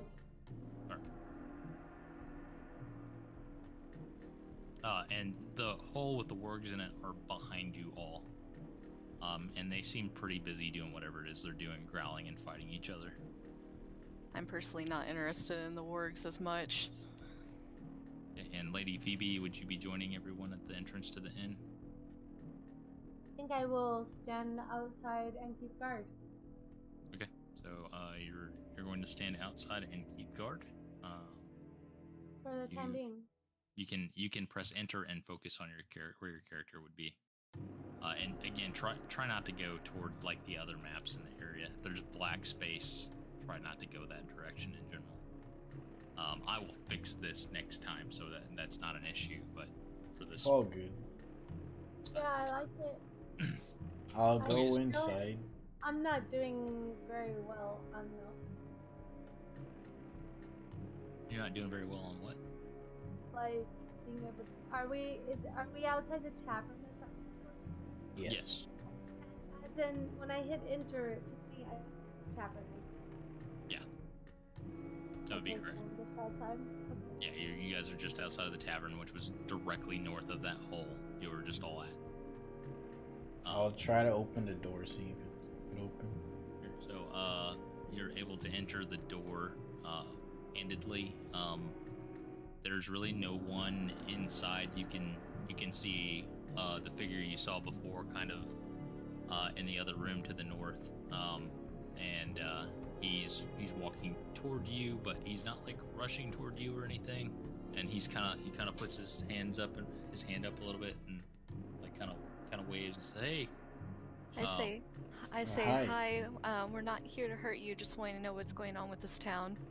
Sure. And he looks pretty distraught, and he's like, I'm sorry, and he's trying to compose himself a little bit. And as you look around the room, you're able to see that there's quite a bit of wreckage in general. There's a giant rock in the middle of the floor in that room. There's remains of bed and wardrobe from what looks to be the room above. So this room's pretty wrecked in general. The room above has collapsed down into the room you're in, and there's bed and wardrobe and things like that, debris.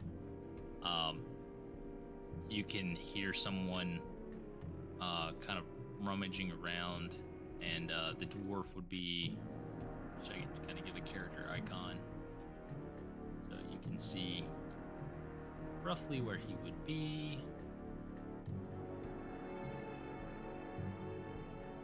I'm sorry. I'm learning as I go here too, to try to make things a little smoother for next go rounds. So maybe human or a dwarf? They are a dwarf, but they're a very big dwarf. It's actually a little surprising how large they are, and Navarro would recognize this as what is referred to as a great dwarf. Okay.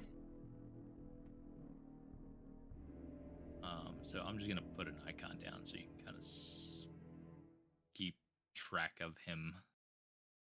It's not really a accurate depiction, but you can keep track of him this way.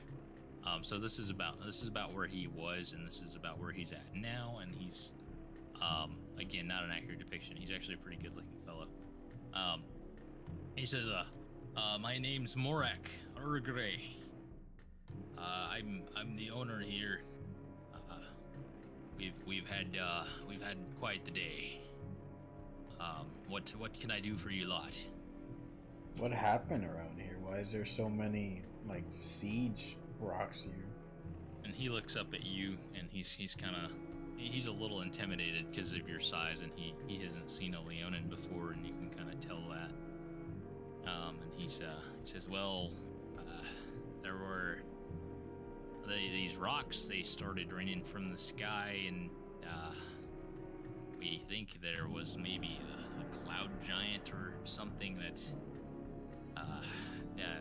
Anyway, the result of it is they threw chains down from the platform that flew overhead, and they ripped the stone out of the ground outside in the square, and took it off with them, but not before they did a number on the village. After that, the goblins saw that we were pretty badly damaged, and seems they're sacking the place now." Do you know what direction they went? The cloud tower, the bombardment thing, platform, whatever it was. I'm not real sure. Is that what you're referring to, boy? Yes. You see, it went off to the north a bit. It didn't take long for it to get out of sight. The goblins came immediately following that. Everyone in the town is left. They initially, a lot of them left to just try to avoid the danger, and then I think there was a group of them that were captured and taken back to some caves, and others set off to go try to rescue them when they found out. So the town's been pretty well emptied. But that's the reason why it's pretty empty here, is most people try to evacuate. Yeah, I'm sure there's some fatalities from the rocks that fell, but for the most part, it's been relatively okay as far as deaths are concerned. We're grateful, but we don't know what will become of the lot that was captured, of course.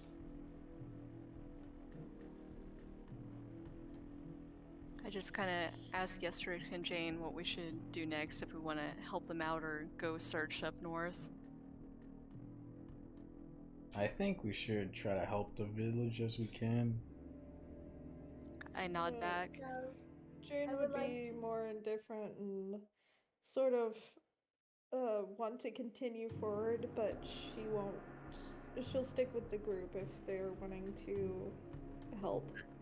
And the dwarf at that point, he kind of stops and he goes, there's one that stayed behind. Her name is Kayla. She's upstairs. She was staying at the inn. Fortunately, she wasn't crushed. So she's still up there, I believe. She might know some more, but I don't know. She showed up here a few days back. Maybe we should try speaking to her, if that would be okay with you, Mr. Gray. Please, Mr. Evergrey. please, anything you need, just let me know. Make yourself at home, and at that point, there's a kind of a ruckus, like a little bit of a fumbling of items and things like that in the back, toward the door behind him, and he goes, "That blasted goblins!" and he kind of runs off through that door to see what's going on back there. I'll run after him also. Sure. I want to wave my arm outside of the door and kind of stand outside and tell Lady Phoebe what's going on, and maybe if Leonellis can overhear.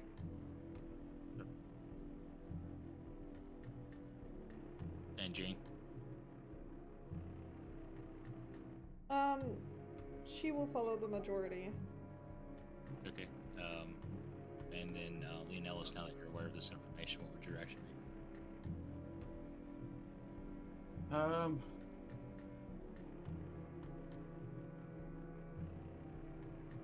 What would be in it for us, though? Sure. Totally rational stance to take. That's totally your prerogative. That's kind of like my Yeah. a No, statement, not question, but like statement, like what's in it for us? I don't really know. It's all very different to me. Yestrix seemed to want to help the people that were here, and apparently there is a dwarf inside and kind of told us about what was happening here. And he mentioned that there's a lady upstairs that might be able to give us more information. I don't know what's in it for us, though. Probably nothing, maybe something. I'd like to know. I would like to know if they have any idea why they were attacked. They said the rocks were pulled up by the flying. Yeah. So Navarro, from her conversation, would be able to relay to you that they stole the stone that was in the center of town, the magical stone that was in the center of town. Yeah. They threw anchors down and ripped the stone up out of the ground and took it off and away with them. And it was purple. It was very purple. We're looking for a purple stone, so Goodness. I think that if there's nothing that we can actually do to help the people that are the inhabitants of the town, that we should stay on task. Don't we have something that's very purple and kind of shaped like a stone with us? And when we found it, it had a teleportation circle underneath it. Yeah, we have that egg was there. I still have the egg on me. Maybe we could show it So to should we carefully. Do we have the egg, or was it left with the stuff that he put on I the ground when still he have climbed? the egg. Yeah, He still has it. He would have conscientiously grabbed it, I believe. Is that right, Emerald? Yes. Yeah. I mean, he has a reason, so it's my suspicion that his conscientious thought would be to grab the egg. Okay. The egg is pink. There, that solves some things. Oh, okay, so disregard everything I said then. I'm colorblind. I also thought it was purple. Here, the egg is pink. Okay, that's just because. I thought it was purple. Okay. Yeah, sorry about that. The painting on the out of character here, the painting was purple, but Yes. For the sake of trying to say something without saying it, the egg is pink. Okay, then I'm just going to pretend I didn't say any of that, and I'm gonna go back to the inn. And, rewind button. Delete. Highlight, And- delete. yeah, highlight, delete. And Navarra and Leon Ellis, you guys get an inspiration point. Sweet. So, is there anything we can do for the citizens, or do we want to talk? I mean, Navarra seemed to want to talk to the lady that was at the end that showed up just a few days prior to the attack, which is Moon Trooping Point. Yeah, I kind of wanted to see what information she had, and maybe she can tell us what happened here a little bit better. I want to go inside with Navarra and find the lady then. Okay. All right. So the dwarf had mentioned that she's upstairs. Navarra, you want to lead the way? Yeah, sure. I'll start walking up the stairs. Okay, and we're gonna switch over to Yestrix real quick. Yestrix, as you followed the dwarf into the what I'll refer to as the larder, there's some goods in here that are served to the guest, and you can see the barrels and the things like that are crushed with food hanging out of them. There's a door on the north. Stupid thing. Okay, you can see the door kind of ping over here. Yes. There's a goblin, and it's got a sack, and it is trying with all its might. The sack is way too heavy for it, but it's trying with all of its might to pull the sack toward the door and take off with some what appears to be a sack of food and things like that. So he's leaving, right? Yes, it's trying to escape. Is he halfway through the door?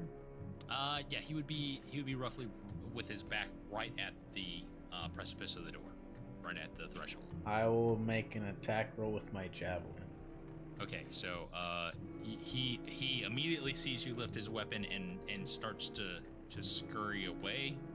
Do you still want to attack him, even though it looks like he's trying to stop what he's doing, or? Not anymore, no. Okay, so he flees. He did not want to, but he does flee, and there's a sack of goods on the ground, and the dwarf says, "You can take it if you wanted to. You helped scare him off, and you're welcome to go take a look at it if you want." I'll go take a look at it. Sure. So the sack's got several muffins, a block of cheese, a cooked chicken, a frying pan, an iron pot, a bullseye lantern, 2 flasks of oil, some cooking utensils, a jar of cloves, a jar of saffron, a dented silver jug, and a cracked hourglass. And I will send you a message, and you can send me back what you decide to take, or whatever. Instead of having to go in a big circle. And then the rest of the party, and anytime you want to jump in, Leonellis, for anything, feel free to let me know. Relatively, what you're going to see out there is just kind of general scrambling around and things like that. Nothing too eye-catching. With the mention of the color of the stone that we're looking for and the stone that was stolen from here, I'm going to look for the dwarf to talk to him about something. Okay, so you head inside. After having heard there's a dwarf in there, you head inside. You would be able to quickly locate him as he was walking back toward this way. Whereas the Navarra and Phoebe were making their way upstairs roughly at this time. And Jane, where you at? Stone. Okay, you're gonna kind of within earshot of the dwarf, or are you heading upstairs? The dwarf. Okay, all right. So Leonellis, you're in the room. Urgray is walking in, and he does not see you yet. He does see the little owl person. He says, "Oh, hello," but you guys feel free to interact there as you like. Hi. Hello. What can I do for you, lass? We were wondering about the purple glowy stuff in the middle of the town. Yeah, that's where we the stone. We really just built the town around it. It doesn't do much. And he says, What do you mean by we? And he kind of looks around a little bit. He's like, you're alone, aren't you? And he continues to look around, and bear with me a moment. He cannot see you, Leonellis, unless you want to be seen. He cannot see you. I'll step out. It's more of the royal we. I just meant my party members and I. You're all royal wee pain in my ass is what you are then. I didn't mean like step outside. I meant like step out to like where he could see me better. Gotcha. So immediately he springs back and goes, oh my god! And that we. And he's kind of catching. He's like, I've had enough surprises today. What's wrong with you people? So the purple stone, it wasn't anything special. It wasn't like, and I'm gonna pull out the alloy from my bag. It wasn't like this purple. And what did you pull from your bag? The Voilode alloy. Oh, the Violode. Yeah. And he looks at it and he says, well, yeah, it's pretty close, I reckon. I don't know. I'm not really. He said, I know I'm a great dwarf, and supposedly we know all these things about metals and everything. He said, I'm really a rather simple fella. I've led a battalion or two, but it's not a metal I'm familiar with. But I'd say it looks relatively close. I'll give you that. But we never used it for anything or done anything with it. It just provided a nice light for when we built the town. Was kind of the legend. People would use it and place a fire and things like that. But it wasn't hot. It just gave a glow. Do you know of anyone around here who might know more about it? I don't know. We've never really had an attempt on the stone before. And it seems a little odd that not all on the same day, both a cloud giant and a group of people be coming in here asking questions about it as such. Okay. I'm just gonna put the back in my pack and step back. Then. And then we'll move to Lady Phoebe and Navara upstairs. Upon coming upstairs, you are met with a lady coming from this room. I'm sorry, this room. Okay. This room right here. She comes through the door. She is blonde with hazel eyes, and she looks up at you two, and she doesn't seem to be very surprised or any of the above. This was a room that was pretty badly damaged, so it seems odd that she'd be coming out of this room, because it fell down into the lower part downstairs. And there's space she could stand on. It's not totally impossible or anything like that, but it does seem a little odd that she'd be coming out of this room. On her arm, you can see a tattoo of a snake, and she says, hello. Hello, Miss Keela. Mr. Evergrey sent us up here to see if you have more information about what's happening to this town. Oh, and I'm Nivara, by the way. And she looks at you and kind of nods, and bear with me just a moment.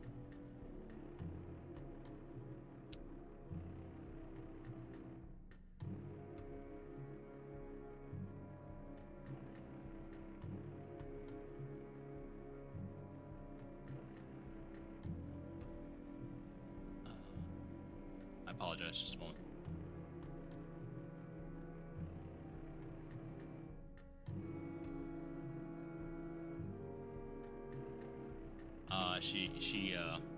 So she's, yes, I was staying here, and I was knocked unconscious in my room from the rock that fell through the ceiling.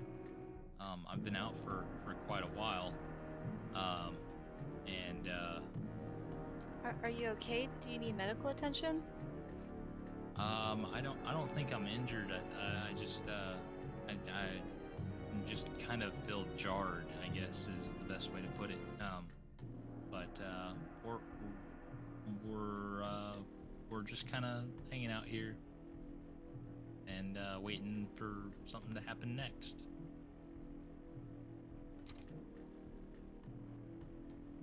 I look to Lady Phoebe and kind of shrug. I think I would like to put our guest at ease and just console her for what she's been through. Oh yes, she loves that. She thinks the world of you, and she's so glad that you're here, our great protector. And of course, my intent is for her to feel comfortable confiding in us. Sure. And anything you want to know. So I just would like to ask her if she's lost anything or if there's any way we could help her in this stressful situation. No, thank you so much, though. You've been so kind. And I think it's quite unfortunate that she only showed up here a few days ago and then had to endure such a traumatic attack on the village. So Really almost coincidental. Can we do a perception check on this lady just to see if we can pick up something more about maybe her attitude or something? You may roll insight.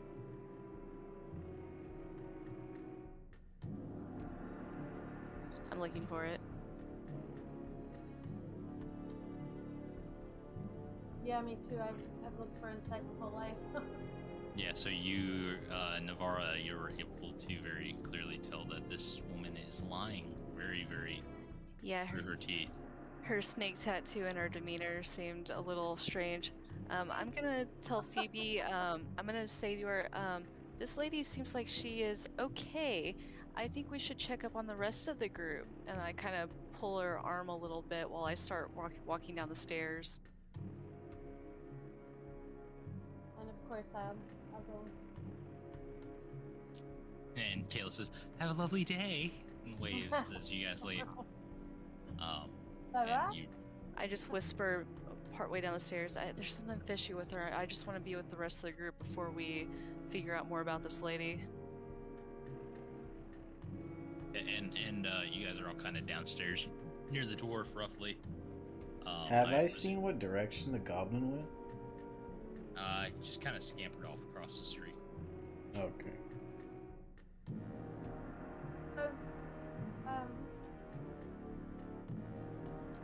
Now what? Should we try to find the cave with all the people to save them?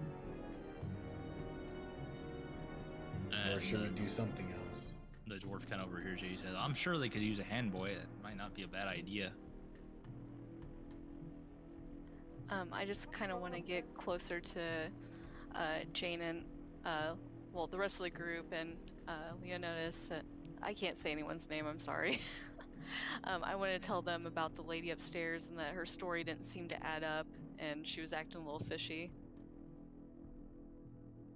Like I said, it's never a good idea to talk to strangers.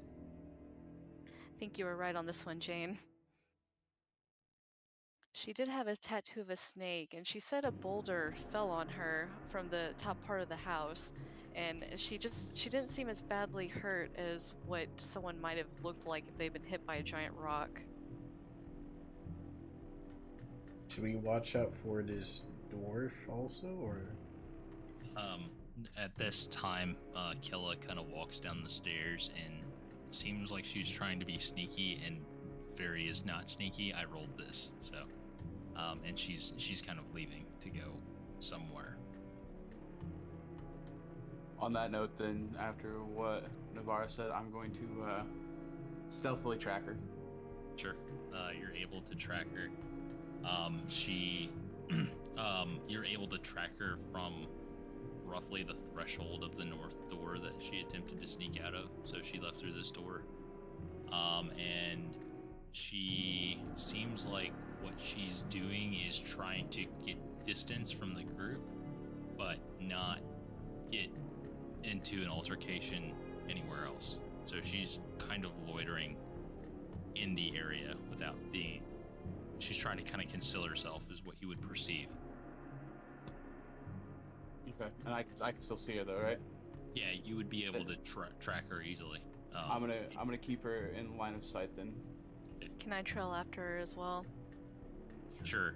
And again, what she's trying to, she becomes more and more nervous the more and more people that are kind of tracking her, so to speak, or trailing. That if she perceived anything, she would be more and more nervous. Really, what she's trying to do, and after watching her for a little while, you guys would pick up on this fact that she's trying to stay roughly in the area without drawing attention or being readily accessible to anyone or anything. Does that make sense? She's keeping distance from groups. Got it. And then can I do an insight check on the dwarf? Sure. So go ahead and roll.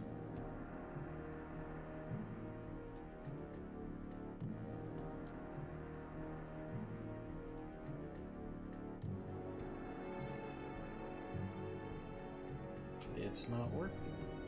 That's okay. I will do it for you. In a second.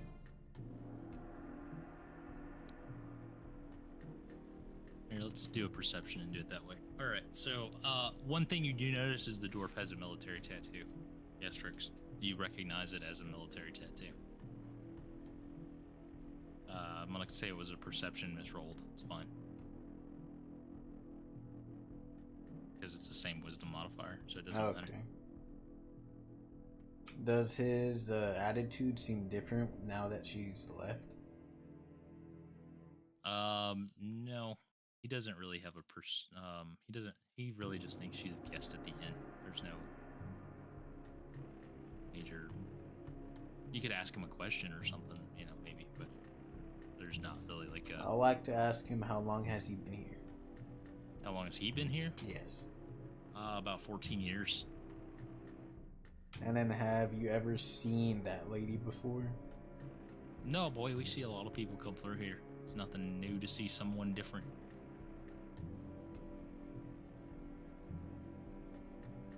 After that, I think he's alright, and I go follow the rest of the group and try to check out what she's doing. Sure. So, Jane, your position? So where is everybody currently? They're kind of they're kind of outside, kind of tracking this lady, vaguely.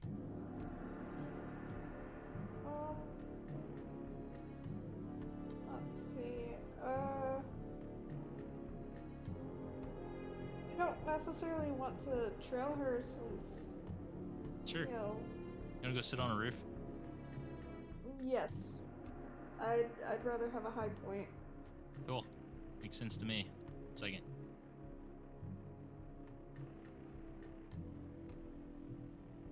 Wow, that was way off. Okay, cool. So you find your way up to a perch, and you guys are all kind of outside in various positions, kind of tracking this lady, and the lady's really, again, just kind of like walking around. You're gonna have to hit enter to track back to your character for the record. I think I want to try taking a more aggressive stance. Can I have Ileana try to grab her, the cloth of her ankle, to stop her from moving forward any? Sure, but before you do that, what you see is, I was just getting ready to do this, so right before you do that, no, you're fine. Right before you have Ileana do that, and I'll let you retcon what you want to do if this changes it at all. Okay. You see a snake, a flying snake, leave her arm and take off into the sky. And it's not huge. It's roughly what you'd expect from a tattoo coming to life off somebody's arm and flying away. It's pretty weird. But the flying snake takes off with a message in tow. How high is the snake currently? 20 feet.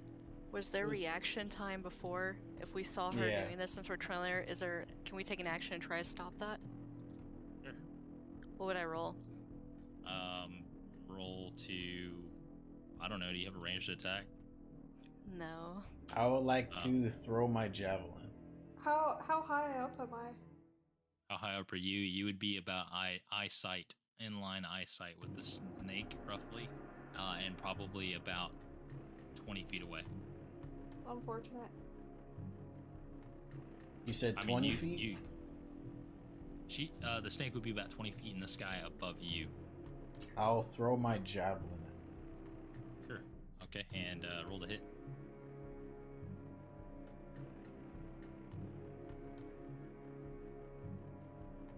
While that's going on, I'm going to charge to grapple. Sure. So you're able to successfully grapple her without issue. She was roughly right here, outside of what appears to be a stable. And you've got her grappled. It did not dispel the snake when you grappled her. And Leonellis has missed the snake.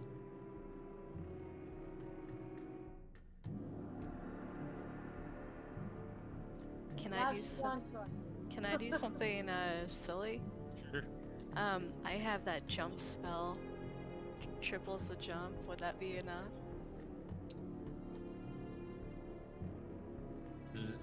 Your jump is 10 feet. Yeah, technically it would be enough. Can I try to use that? Sure. And roll athletics. I want to use this from Ileana, by the way, if it does work. Okay. Alright, yeah, so she's successfully able to leap into the sky and land on her feet quite well. After snatching the snake out of the sky, and Ileana is carrying the flying snake in its mouth, in her mouth. This shadow cat leaps out of Navarro's shadow and into the air in an impossible 30-foot leap into the sky. Snatches the snake out and is carrying it in its mouth. The snake is not trying to fight back. You can't tell if the snake is dead or if it's like playing dead, but it's not fighting back in any manner. I put my hand on Ileana and grab the snake and the note, or I don't grab the snake, I grab the note that it was holding. Sure. And then I'll go rush and get my javelin. Okay, cool. And you retrieve your javelin from, we'll say, roughly right here. Roughly the same, right here. Leonellis is grappling Kayla nearby. I'm going to call out as he's grabbing his javelin. Like, I could use some help here. I think she got it. And she's not really resisting Leonellis. She's like, you got me. What do you want? What are you doing? What do you want? Well, stop it. She's taking the note of low key. Please stop. I'll ask her why she sent a snake with a note. For what purpose? And she immediately looks up at you and snaps back. How do you send notes? Birds. Not snakes. And she's just kind of like, I want to read the note. sure. So you open the note and it says, bear with me a moment. Alessander, everything is ready. I relay that information to the group if they're within earshot to hear me, and I want to try to approach the lady and ask her who that is or what's going on here. Would Jane technically be within earshot? Yeah, you would be able. Everyone's being roughly loud, and you're kind of up on the roof, overlooking everything. So I would imagine you would be able to hear pretty well. You can roll perception. I was yelling across the road at her, so that might have been, I was kind of yelling. Yeah, you could definitely hear Navarra, but as far as hearing Leonellis and Yestrix, it might be a little more difficult. Okay. So you asked Kella, you shouted that over to Leonellis and Yestrix, what the note said. Is that right? Yeah. I assume I can hear everything pretty clearly. Yeah. I'm not trying to be quiet, so. I'll ask her why was she trying to sneak out? Like, for why? And she's very coy with all of you. She's like, don't you people have right to privacy? Isn't there like something? Don't you people understand personal space? And No, not when there's an investigation going on in a town that seems to be having a lot of problems. who made you the sheriff? An investigation? Listen, I'm a shady folk as it is, and I don't like other shady folk, and I know when something's up. Okay, and roll intimidation or persuasion, maybe one of the two. We'll do intimidation because you said that first. Okay. And she says, "Look,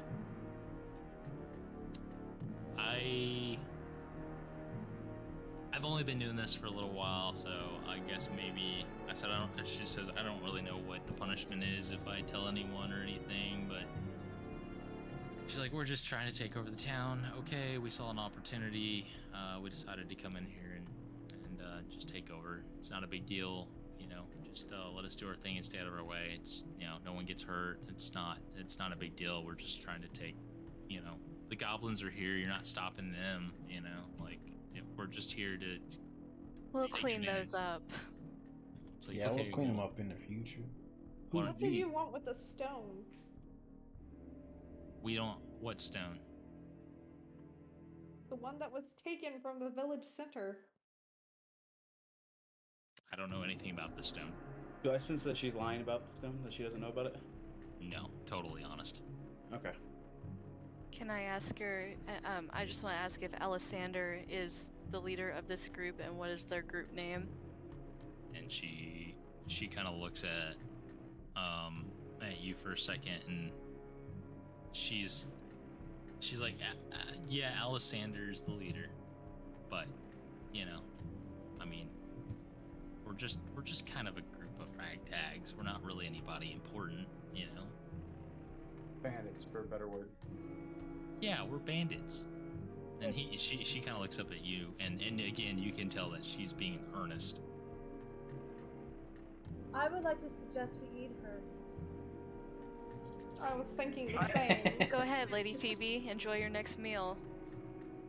And please don't. What do you want to know? I'll tell you whatever you want. Please don't let the Well, I dragon. don't really care what you have to say. I just want to eat you. I would like to ask her where her camp is at, where they're setting up. She kind of.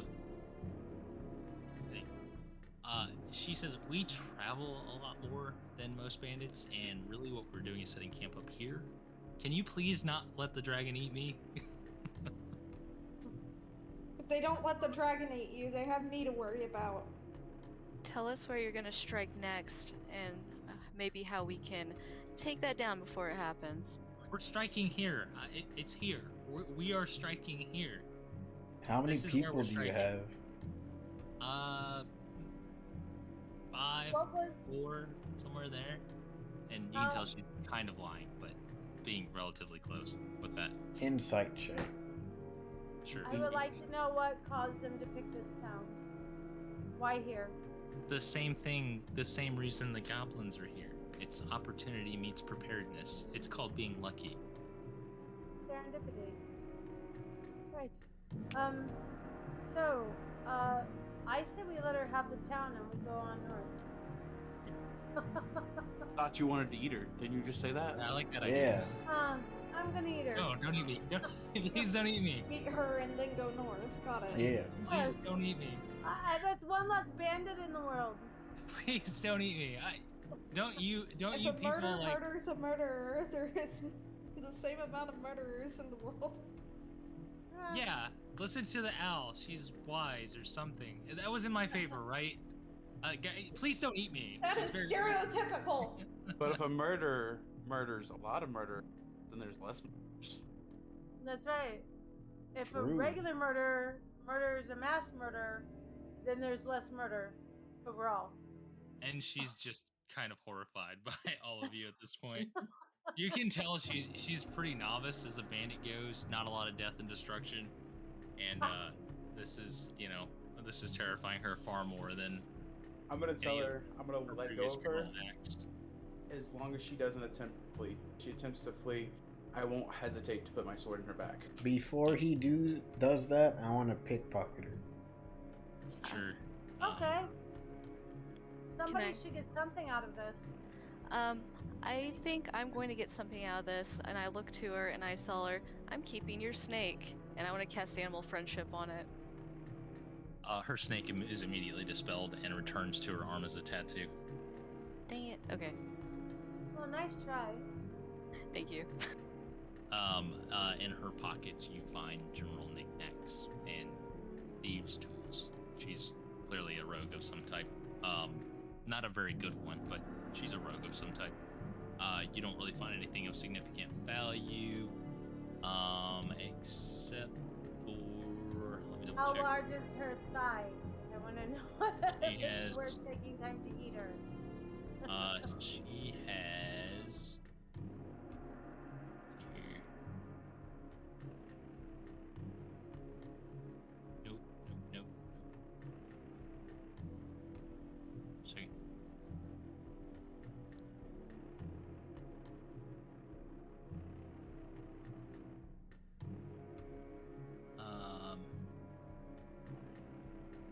No, she doesn't. She doesn't really have anything of any importance on her. Yeah, there's really not. Okay, then I'll just leave. So there's everything there's about 8 gold, and you know, she's got her regular weapons and armor on. Nothing special though. I'll leave everything but take the gold.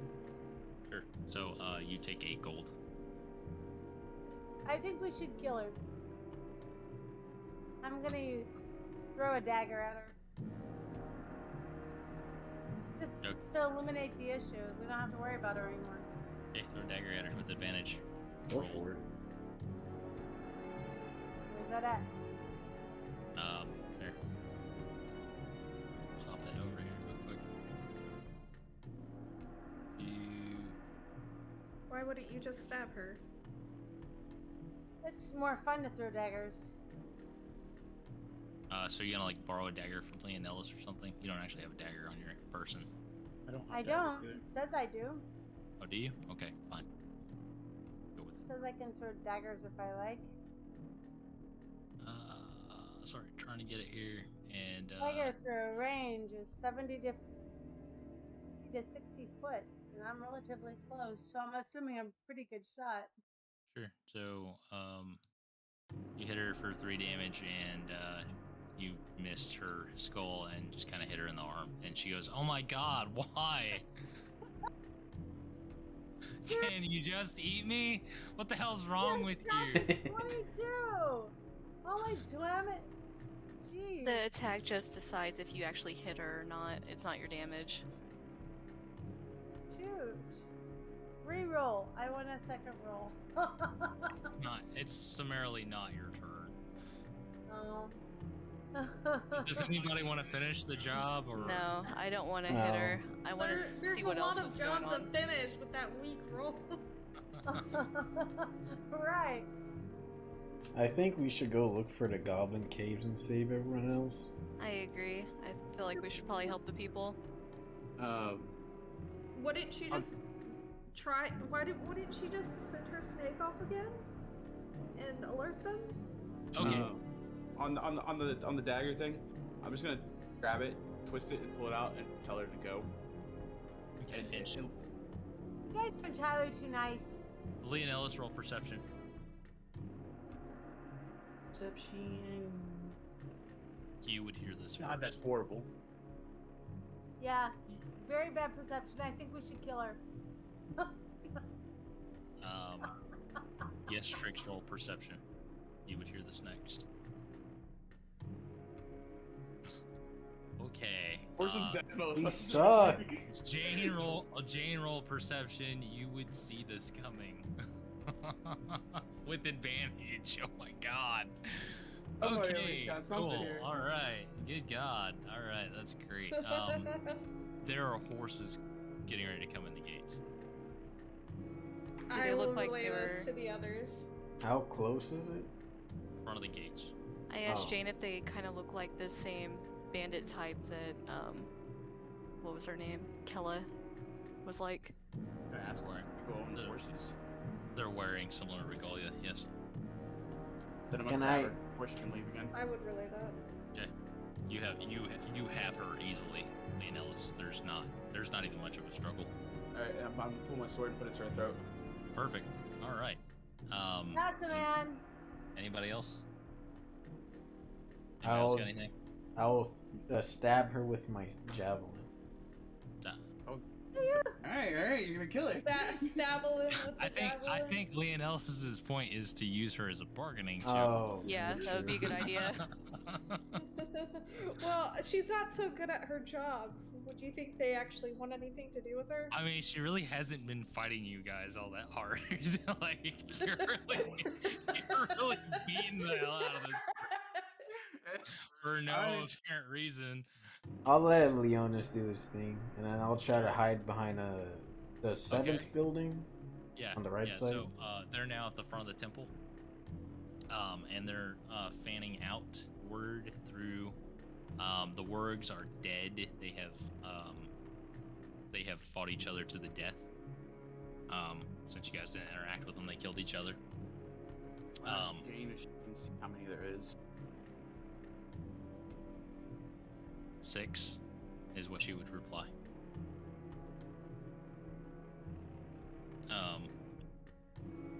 One of them is posting their horse at the inn's hitch on the front of the building. They have not made you yet. They have not made About your how party many yet. are there? Would I have seen? 6. You would have seen specifically 6. Oh, okay. And you would have relayed that information to Leonel's when he asked. With my sword around her Sorry. throat, my other hand's gonna go over her mouth, and I'm gonna drag her backwards towards building 7 slowly. Sure. At that point, one of the go ahead and roll stealth, everybody.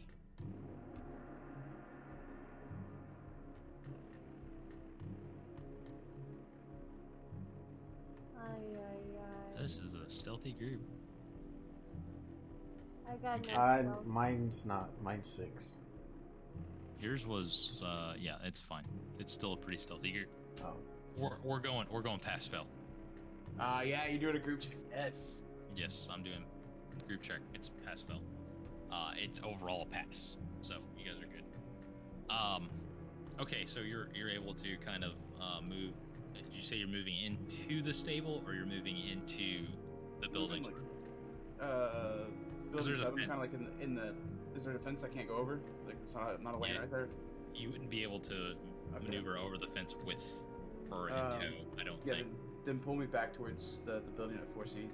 Okay. All right, and this is a pretty normal little house. Everybody else is kind of moving with Leonellis, is my presumption. Yeah. Yeah. Yes.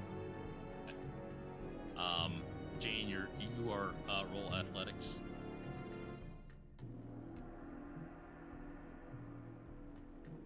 What'd you say? Jane, roll athletics. Yeah, I did. 4. Yeah, so you leap off and try to slow fly yourself with your wings, and you kind of tumble and get a little dusty.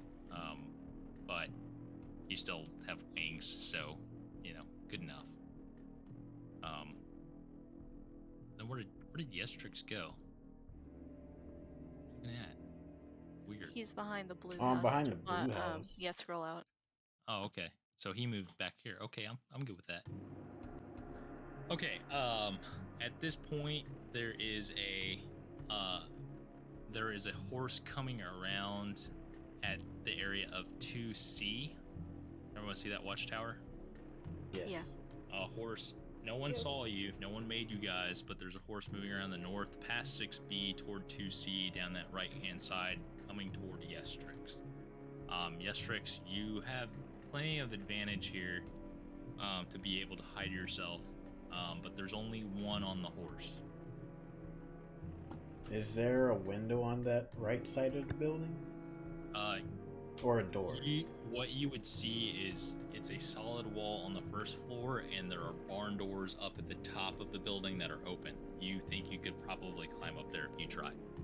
I'll try to climb. Okay. And you're able to make it up successfully without too many issues. You're a cat. You can do some pretty crazy stuff with climbing. And so the horse kind of trots on by, and at this juncture, Kella is attempting to struggle, but not physically, but trying to make some noise. Putting the sword just a little bit deeper into her neck, not like just enough to start drawing a little bit of blood. Sure, and she goes quiet at that point. She is truly intimidated. and goes quiet. All right, you guys get to pick your next move. I go to the left side of number 7 of the building. Is there like a window on that side?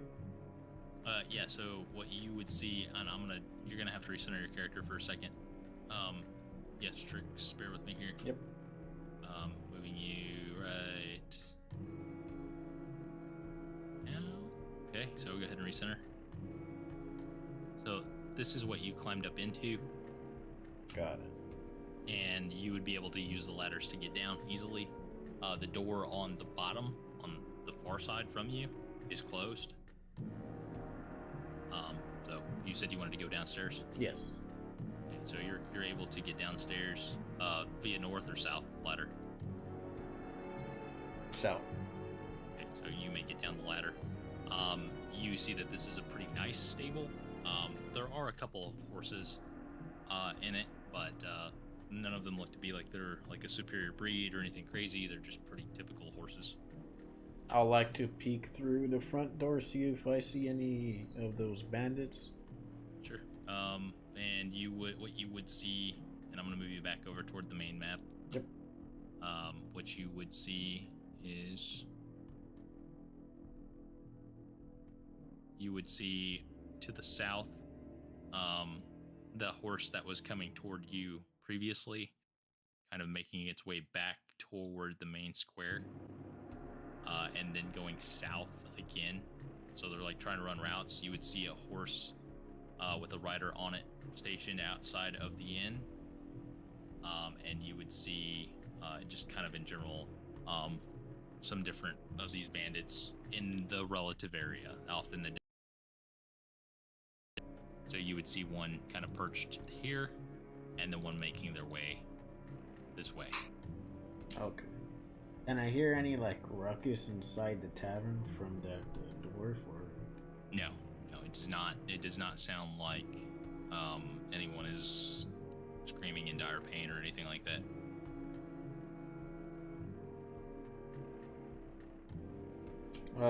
Can I see any other horses, or just those two right now? Those two are the only ones you can immediately identify. Is this bandit that's on a horse that's close to us, are they alone? Like the rest of them is separated from this person? Yeah, roll insight.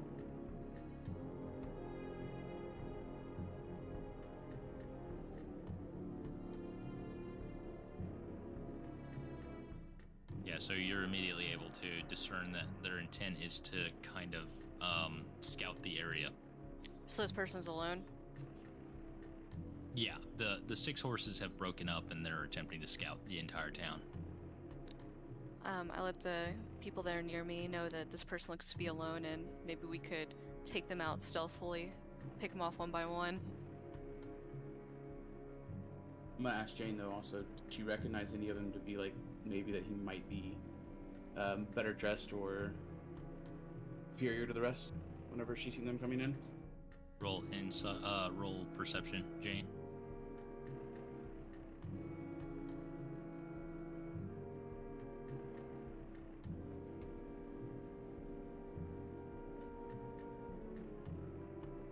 Jane did.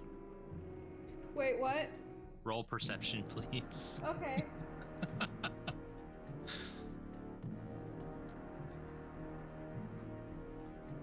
Did it take?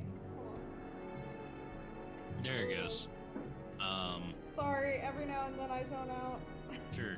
You think that maybe the one who went into the inn might have been the best dressed.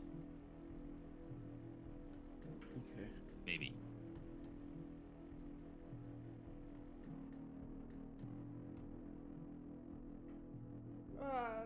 Me? Yes. I That's would what you relay think. that. Is there a way I could sneak that horse next by the inn into the stable? The one that's in front of the inn? Yes. No, because there is a bandit posted guard outside of the inn. Right there. On a horse. Okay. But guarding the other horse. Got it. I'll try to sneakily pass on the right side of the door towards everyone else. Okay. You're able to successfully. Does anyone else think we should try to pick him off? I think so, yeah. The other one's more down south onto the fields right now. So before we pick them off, did we ever knock off the one we had in our possession? No, I've still got her held captive right now. I think we should finish her off so she doesn't alert the others. They have She's gonna be- identified your location, and you hear all the horses coming. I guess we took too long. I'm going to step outside the building then, holding her. Okay. So you have that in tow. Immediately, the bandit who was in the inn burst out here, right outside this door of the inn. Where's everybody else's position? I'm coming up with Leonellis. Okay. Keep I'll guard. stay inside. Okay. Yes, Trix, there's a door right here that you could exit if necessary. And Jane, where are you at? I will be following Yestrix to help if she tries to escape. Okay. Immediately you are all surrounded, but you are not in imminent danger. Several of them have pulled out their weapons, but no one has made an aggressive motion beyond just having their weapons at the ready. Out from the inn, a man appears in front of you. He's approximately 6 foot tall. He has short brown hair. There is this flying snake wrapped up and around the back of his neck. It's sitting kind of behind him like this, looking over his head. And he appears to be a half elf with brown eyes. And he sees you immediately, Leonellis, and he sees that you have your captive Kella, and he says, "All right, what do you want?" I just want you guys to leave. Bear with me just to recall.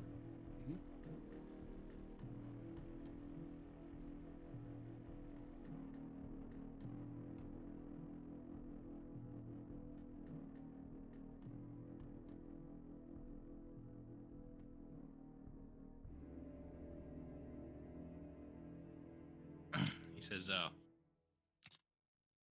"We can't do that. I'm sorry. We've invested too much time and money in this place to just up and leave, but I'd be happy to buy your captive there."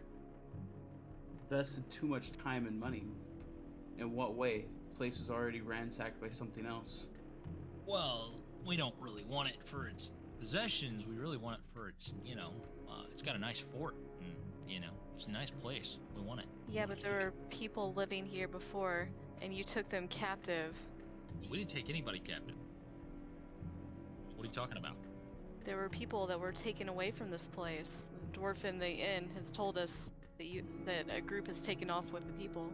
The dwarf in the inn said the goblins took everybody, is what he told me. So, Oh. it wasn't us.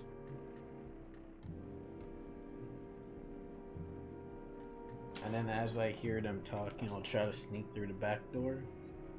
Okay. In which direction would you be heading, Yestrix? Towards the 2C tower. Okay. You're able to... I will you're follow able- behind. You're both able to get there successfully. Given their position, they're in a U around the group with this man right in front, trying to negotiate. I don't see any way of you buying this. Your only option here is to leave, and I will let her go.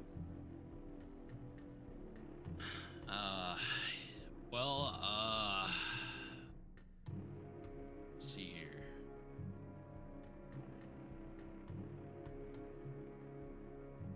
What if we help you with something and you let us do our thing? Is there anything you need help with? If you guys stay here, will you still let the people live here as they were before? Oh, sure. Yeah, we need taxes paid. We need the money. Interesting.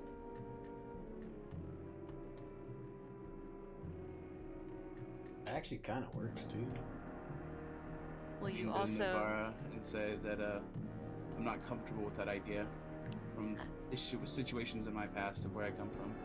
I understand, and I can't trust that he's telling the truth either. It sounds like he's going to hold these people captive. I'm not a slaver, lady. I'm a bandit, and I don't want to be a bandit anymore. I want to have my own castle. Like, I'm trying to move up in the world, and it's always people like you getting in my way. Why don't you calmly negotiate with the people here and ask if you can buy a plot of land so you can do that? Because that would take too long to build up from that. What don't you understand? I didn't say I'm a good guy. I said I'm not a slaver. That's totally different. And he's very, he's very coy, but he is being suave, about it all. At the end of the day, is the perception. He's trying to be a charming bandit, but he's not very charming, and that really is the character. Well, I don't really feel comfortable with him just taking off with this people's land and pushing them out. And he's like, who are you? And how about we exchange some names for a minute and like have a conversation? I don't feel comfortable with giving you my name. How about you tell me a little bit about your group and what's going on? It says 7 snakes to me, and they all hop off their horses and do kind of a song and dance thing and go into this ditty about how they're the 7 snake bandits.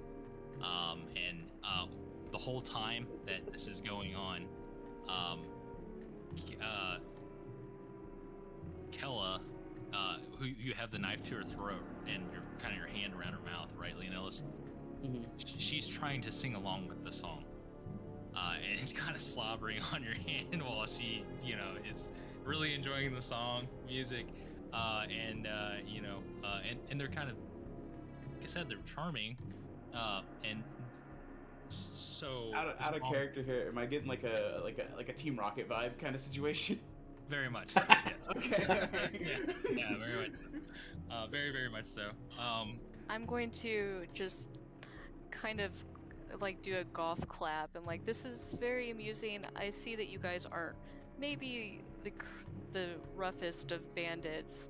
I think we can work out a negotiation where you guys might be able to stay here.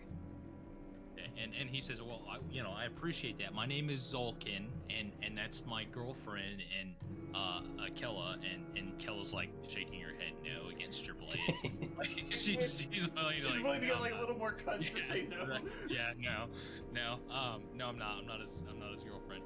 And he's like, can you please let her go? I'll give you money. Please just let her go. He's like, we're not gonna hurt you. We just want to own the town. We're not like bad. We're just, bad. Help us take out the goblins, and we'll give you your girl back. Okay. And I nod to Leonellis, asking if that's okay with him. Yeah, but I have Navarra get rope out of my bag. To tie her up. Yep. Okay, so he says, okay, no problem. He says my men have already scouted their locations on horseback. There's some, and he kind of points to the farm yard right next to you, literally at 4C. It's like there's some right behind the house, playing with the chickens back there. And he's like, and then there's some down south a little bit in the city, like the south part of the town. But there's not a whole lot of them left, it would seem. What it appears to us is they were just like a scouting party left behind to like get some loot. We think the main force probably, like the dwarf said, a bunch of them were captured. So we think they probably took the main force of goblins out to wherever their cave is or something, is what we think. Maybe we should let them take the city first and then we go do the cave, I think. I feel like I'm not really getting a crazy vibe from these guys. And they've already been talking to the dwarf. It seems like they're not as big a threat as we might have perceived at first. Yeah.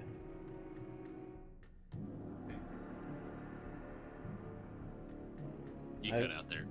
I said, if anything, they're derpy.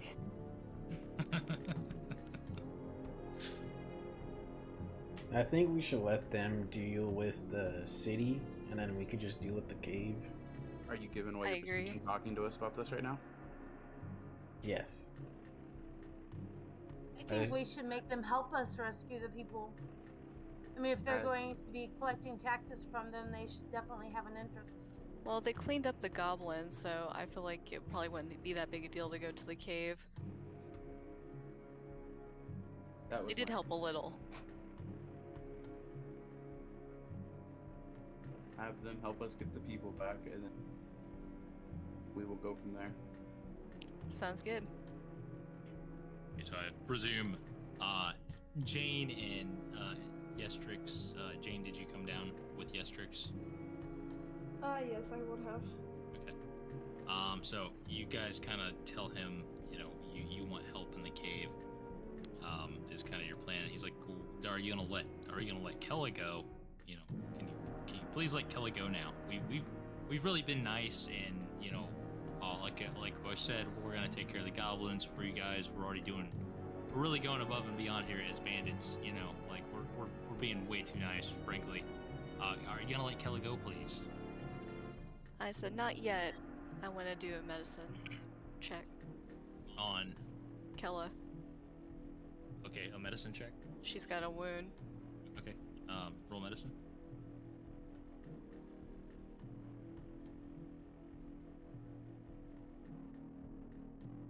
That didn't work out real good. So she's cut. You're aware she's cut, and you try to put a salve on, and it stings.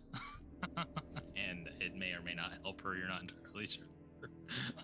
Yeah, I should stop rolling on medicine. He sees that you attempted to help her though, and he goes, "Okay, all right. Look, we didn't sign up to fight a goblin army or whatever's going on. You know, we're really not. You know, like we're really not interested in going to the goblin caves with you or wherever you're going or saying you're going. To be the ruler of this area, then how do you plan to protect the people that live here if you're not willing to go save the ones who already?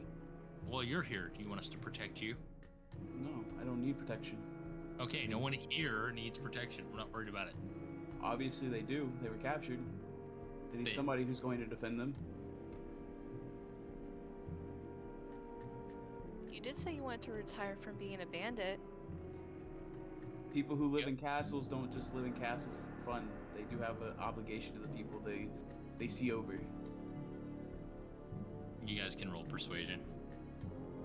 I think it's hard to persuade someone who doesn't care about someone else's good. We should just kill them.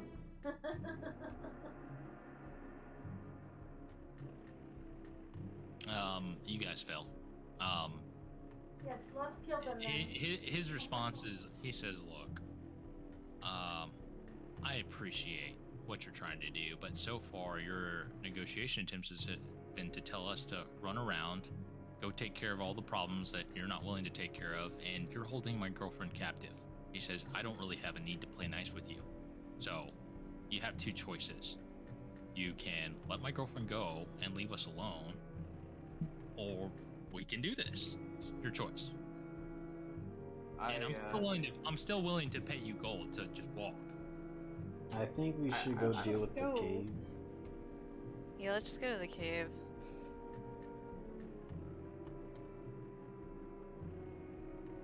I think the cave's like a better option right now versus them. Except if you rescue the people, then they have to deal with them. So since we're bigger than the people, yeah, and that's their problem. Okay, then why are we rescuing them to begin with? For loot. Because we have to figure out what the hell is going on with that stone. Oh, maybe we'll find more information about the stone inside in the cave. Yeah. The goblins might have stolen it because it might be something shiny or whatever. So we're not helping them for them, we're helping them for us. It's kind of two birds with one stone. Yes. Sure we shouldn't kill these people before we leave? You do what you want on your own time. Okay. And I'm a team player. I'm a team Zolkin. player. Zolkin pulls his swords out and just holds them in his hands, and he's kind of waiting for a response. I think we're gonna go to the cave. Yeah, I don't really want anything to do with these Backing bandits down. right now. Backing down. Okay. I'm taking her with me though. Okay, and with that, if you're moving with her, Mm-hmm. all right, everyone roll initiative. All right, then Are you kidding me? Nope. the moment he comes, I'm slicing No, her that throat. was in character. Okay, sure. She's dead. Jesus. Hey, you killed her? Yeah. Good job. I'm so proud of you guys. Ta-da! Bear with me just a second here.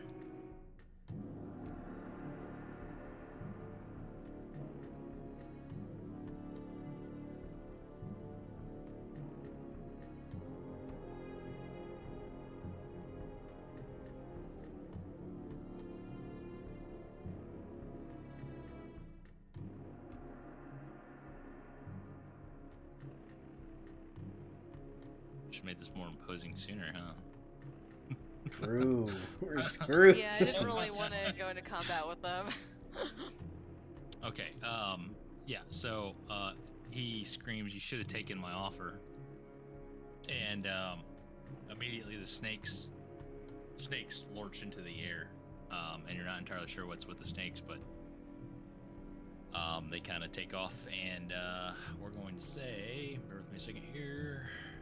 Apologies for the slowness.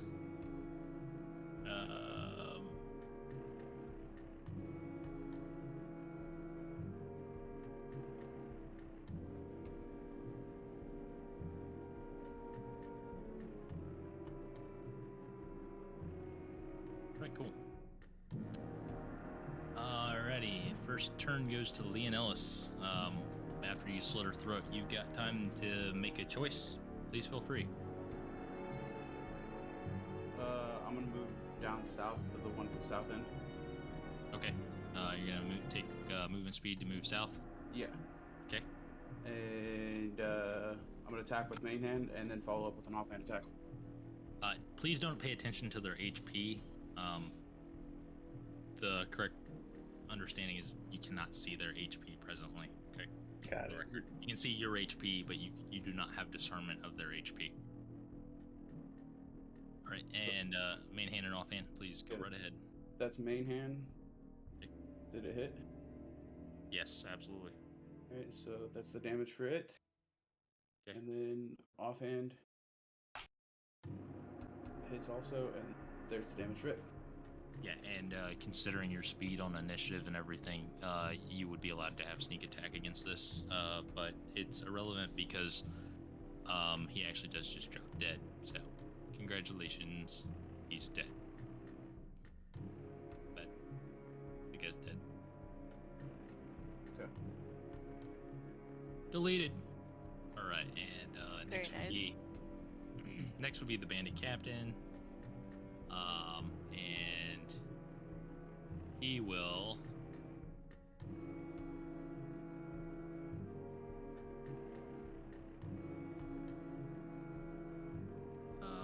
He will run after you, Leon Ellis, in kind of a blind rage. So he moves to here, but I assume 11 misses, correct? Yeah, it misses. So he then multi-attacks.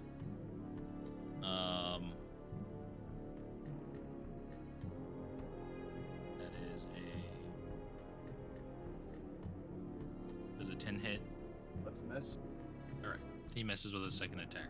He's pretty distraught. He just killed his girlfriend, so. Oh, is one of the bandits dead, right? Yeah. Yeah. The one closest to me One down on the here on far the bottom. south. Oh, okay. Yeah, one on the far south is dead. And bear with me a second, because you can see he's dead. Yeah, I will say you can see that he's dead. So Got it. if their health is like that, then it'll go. It'll work. There we go. You can see he's dead. There we go. Thank you. You are very welcome, sir. All right, and next up is Jane. Jane, your turn.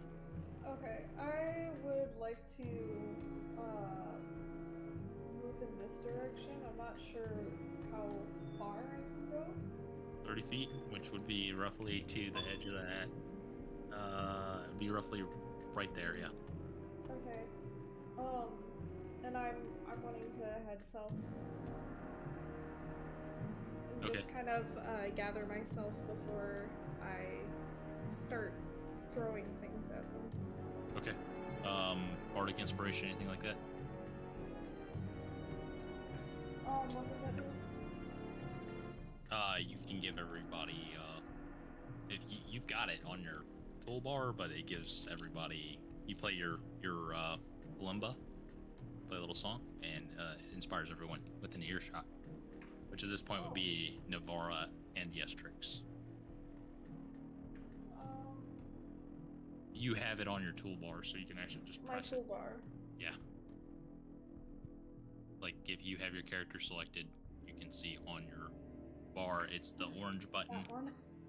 Yeah, Bardic Inspiration. There you go. So both Yestrix and Navara are able to add 1 to all their ability checks and attack rolls or saving throws.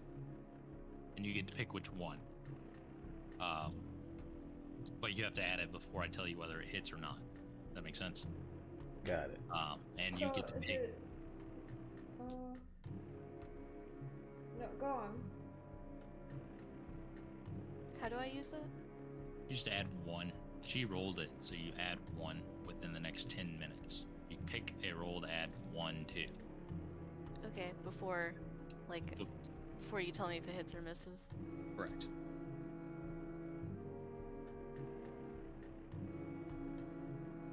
And with that, it would be Gestrix's turn. I would like to go forward in front of Nirvana. I like that. And then I will get my javelin and throw it at the bandit on the left of Leonis. Okay, the bandit captain? No, the bandit. Okay, this one. Yep. This guy right here. Okay. Go ahead and roll away, sir. And your javelin misses. And with that, yeah, go that's ahead. it. Okay, cool. Lady Phoebe, your turn. Can you hear me? I can. Okay, I would like to use my crossbow. Your what? My light crossbow. Okay. And I would like to shoot the captain. Okay. Bear with me a second. So, what do I roll? Just a second.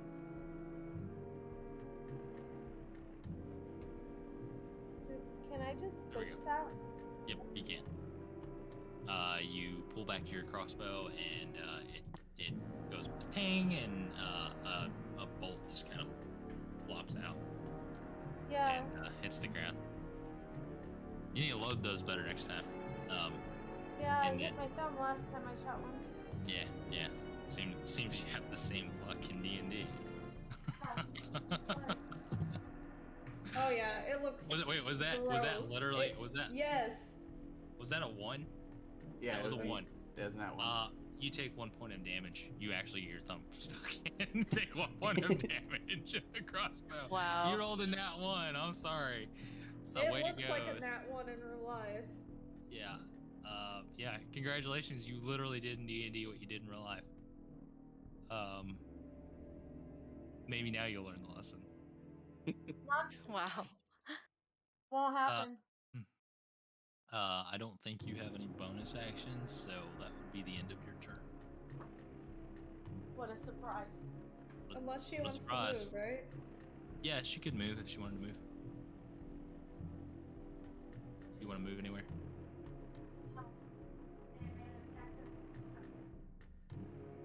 Okay.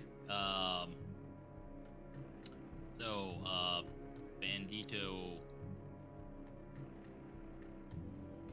I can't tell which Bandito this is. Yeah, it's that Bandito. Okay, alright. Let's see here. He's going to. Bear with me a moment. Does a 10 hit you, Yestrix? Oh, sir. Alright, so the bandit moves forward at you, Yestrix, and swings and misses. The second bandit moves toward you. Does a 16 hit you? Yes, sir. And he. Bear with me. He hits you for 2.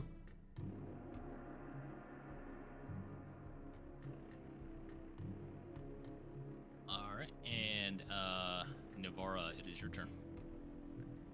Okay, I want to use Shalala on my staff. It's already active. It only lasts a minute. Until it's dispelled. Oh, okay, so I don't have to do that then? Yep. Can I revoke that then? Yep. Okay, I'm going to try to hit the bandit captain, get his attention. Okay. Does an 11 hit him? Oh, wait, I want to make that 12. Let's go, wait. Is that addition to my lucky rock? Yes. So does a 13 hit him? Bear with me a second.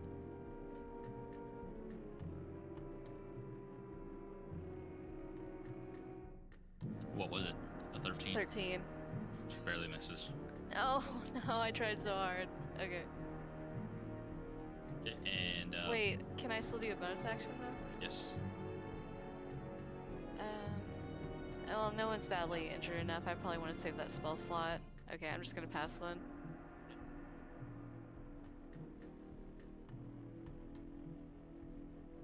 Alright, and the next bandit moves forward, and that misses you, Yestrix. And final bandit moves toward you, Leonellis, and misses handedly. And it is your turn, Leonellis. All right. Bandit Captain is in melee range with Var, right? Correct. All right, so I'm going to swing at him with both swords, and the first one's gonna have sneak attack because he's in melee range to somebody else. So, Correct. 18 to hit. Hits. All right, that is 6 plus 1 from the short sword, so that's 7. Mm-hmm. And then the sneak attack damage, another 6 on top of that. 13 total. Okay, and now the offhand swing is a 16 to hit, Hits. and its damage is a 6. Okay, 19 damage total. Nice. Very nice. That hurt him pretty good. So Leonellis gets in there pretty good, right in toward his rib cage. And he's not looking great after that hit. The bandit captain's kind of reeling from that one pretty good. It is his turn though, and you just killed his girlfriend, so he's really interested in you, Leonellis. Good. And he uses his scimitar.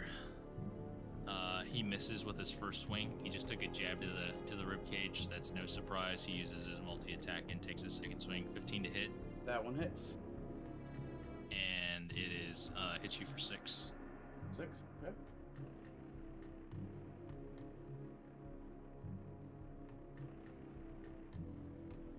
And I got your damage covered, so no worries. Next up is Jane. It is your turn. Okay, I'd like to move over sort of. Is this about 30 feet from there? Yeah, that's fine. That'd be fair. I can even. Yeah, I can give you that for sure.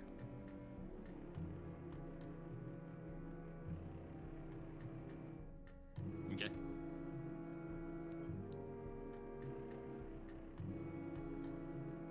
Anything else?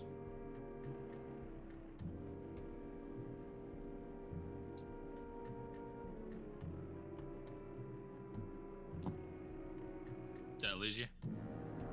Sorry, there's not much. Should I go ahead and roll for stealth? No. For stealth? No, I'd say you've been out of sight. No one knows where you're at. Okay. Okay. Is that the end of your turn?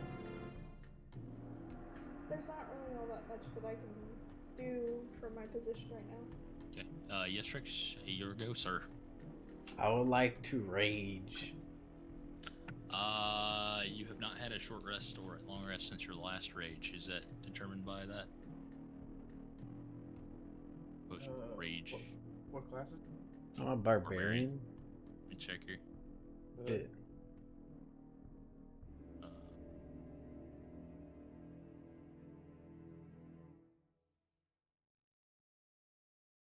Double check that real quick.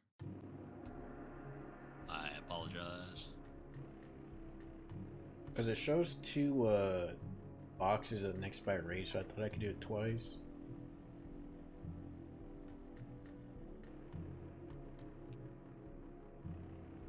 Yeah, once you've raged the number of times shown for your barbarian level in the rages column of the barbarian table, you must finish a long rest before you can rage again. Yeah, that's what I thought. Let me check to see what he's got. He has 2 rages, so he can't actually rage. He has 2 rages. So you're good. You're good. Sorry Okay, about so that. I was right. Let's go. Yep, you I were like right. to rage then. Sweet. Alright, so you're a madman. You were raging. Now what? I like to get my great axe, and I like to hit the bandit north of me.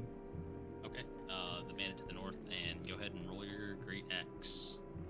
17. That hits. 13 damage, and he is summarily decapitated. You took his head clean off his shoulders. The great lion rears back and roars loudly, and as the bandit goes like this, an axe just comes across his chest, and his head flops off and backwards. The rest of his body just falls to the ground. It's a bloody and brutal mess. And he falls down dead next to the other 2 bandits. Anything else, Jestrix? And then that'll be it. Alright, cool.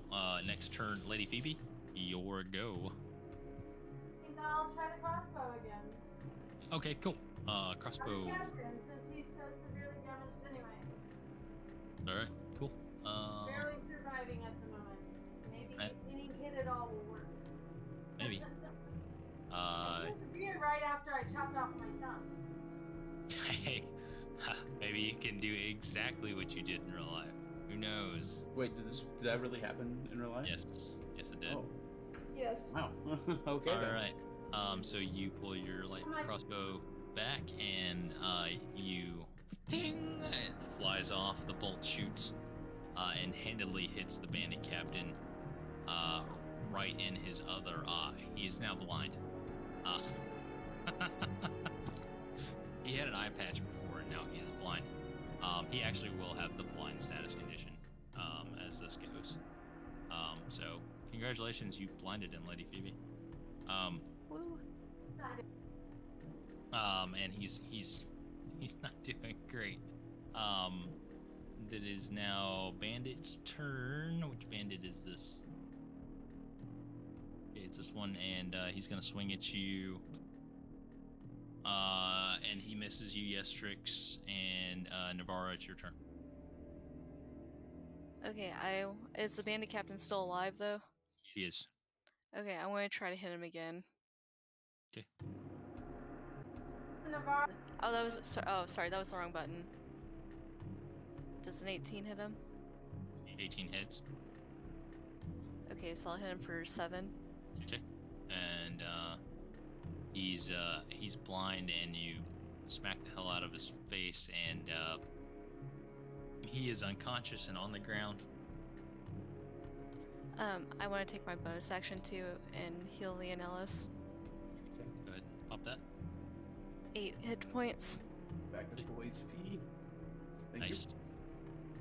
Their No HP's problem. so you. low. As she crack him before he goes down, I'm just gonna yell out that he should have listened to us.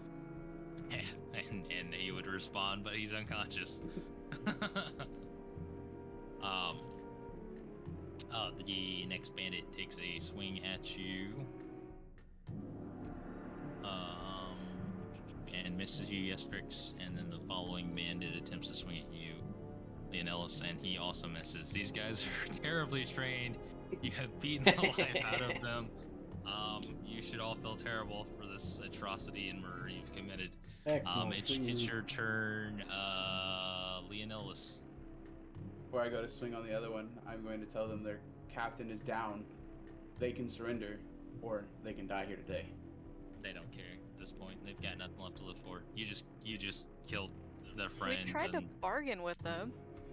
They tried to literally pay you guys. I don't really need their money. Bargaining thing. Well, They're not great bargainers. No one said that. It's just, this is what happens. I'm gonna swing main hand at the one next to me, Cool. and for my bonus action, I'm gonna use my offhand one and just go down on the captain, finish him off. Okay. So See the main main hand's going hand. first. It's a Yeah. nat one, so I miss. Yeah. So you drop your main hand sword on the ground. Okay. And now the offhand's gonna come down to go to the captain, an 8. But He's at disadvantage. You can roll for advantage with advantage. Hit. And roll damage with crit. He's dead. Killed him. Alright. And that means bandit captain no go. Who was next? It would have been Jane. Jane's turn. Okay, so I suppose I will come up here. And how does the quills work? Like, I've used it twice, so does that mean I have 13 left? No, you have 30 per long rest, and you would have 28 left. Okay. So can I throw several Sure. at a time? You can use your quills in general. It's its own action, so you can attack with one action the bandit and using your quills. You may do that.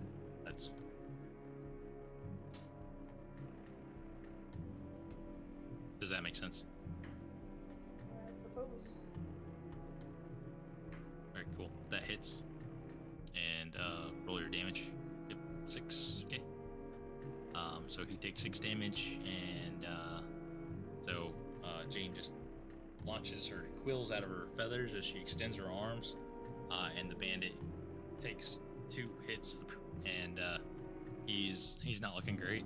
And then it would be, I believe, Lady Phoebe's turn, or Yestrix. Yestrix is next. I apologize. I would hit the other bandit on my left now with same Okay. thing, great axe. Okay. Wing it to it. And you swing your axe and the bandit goes, ha! And he dodges and ducks a little bit, and you miss him. And Unfair. hey, it happens, right? I could have been a lot worse to you because you rolled a nat 1. Oh, I did. Oh, true. Yeah. at least you don't have to waste a turn picking up your weapon. It's true. Your axe is now stuck in the ground. Oh, wow. I'll leave it and I'll use my fist for the next time. Okay, alright, that makes total sense. Alright, and it is the bandit's turn. And the bandit does a 12 hit you, Yestrix? Nope, my AC's 13. Does a 14? Yep, 14 hits Yep. you. 14 hits you for 3 damage. Reduced to what? 2? Take 3 damage. Oh no, because I have rage on. Oh yeah, reduced slashing. Slashing reduced. Yeah. Okay, by half rounded up. 2 damage, right? Okay. All right. Like, wow, that was some swing I took there. You look healthy. Dead for a second on my screen. Yeah, and oh, was he? That's funny. And the last standing bandit who has been quilled swings at you, Leonellis, and misses. And with that, it's your turn, Leonellis. Alright, is it gonna cost me an action or a bonus action to pick up my sword? All your movement speed. All my movement speed? Yeah. That's fine, then I'm picking up the sword and going with both of them at him. I kind of thought so. So here's the main hand. 19. Cool. Yeah, you hit him. There's the damage for that. Yeah. So go ahead. It's all going in one go, man. Yeah, please go ahead. All right, cool. So immediately, Leonellus comes up and slams his short sword up under the guy's ribs, and with his other blade, he comes across his head and decapitates him, and his head rolls off. And the bandit obviously is dead. I hope. It would be weird if he wasn't. He might not be a bandit if he wasn't. Mirage. Mirage. And it is your turn, Jane. Okay. Can I use more quills at the other ones? You could make movement and use what? What did you want to use? Quills again. Sure. Yeah, you can move up and use quills. And go ahead and roll quills. All right, cool. So you crit.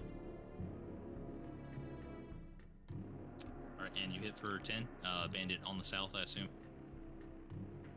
Yes, whichever is closest. Okay. All right, and he's not looking real good. For obvious reasons. All right, so he takes a cool fall, and it just barely missed his heart, and he's doing a little bit of a Steve Irwin right now, trying to decide whether to take it out or not. What? Too soon. Wow, dude. He's really struggling with whether to pull the quill out or not. He's not sure. You said 2 words and it painted more of a picture than you ever could have. Wow. Oh, that's what it means to be a good DM, right? Yeah. So he's struggling with his life choices right now. And the last bandit, it is your turn. Navarre's turn. Yeah, it's my turn. Okay, Navarre's turn. So there's one at full health and one that's barely alive. Am I seeing that right? Yes. Okay, I just want to finish off that one over there. Can I move up to him? Absolutely. Can I still add the lucky rock bonus is always active, right? Yeah. So it's an 11. It hits. He's dead.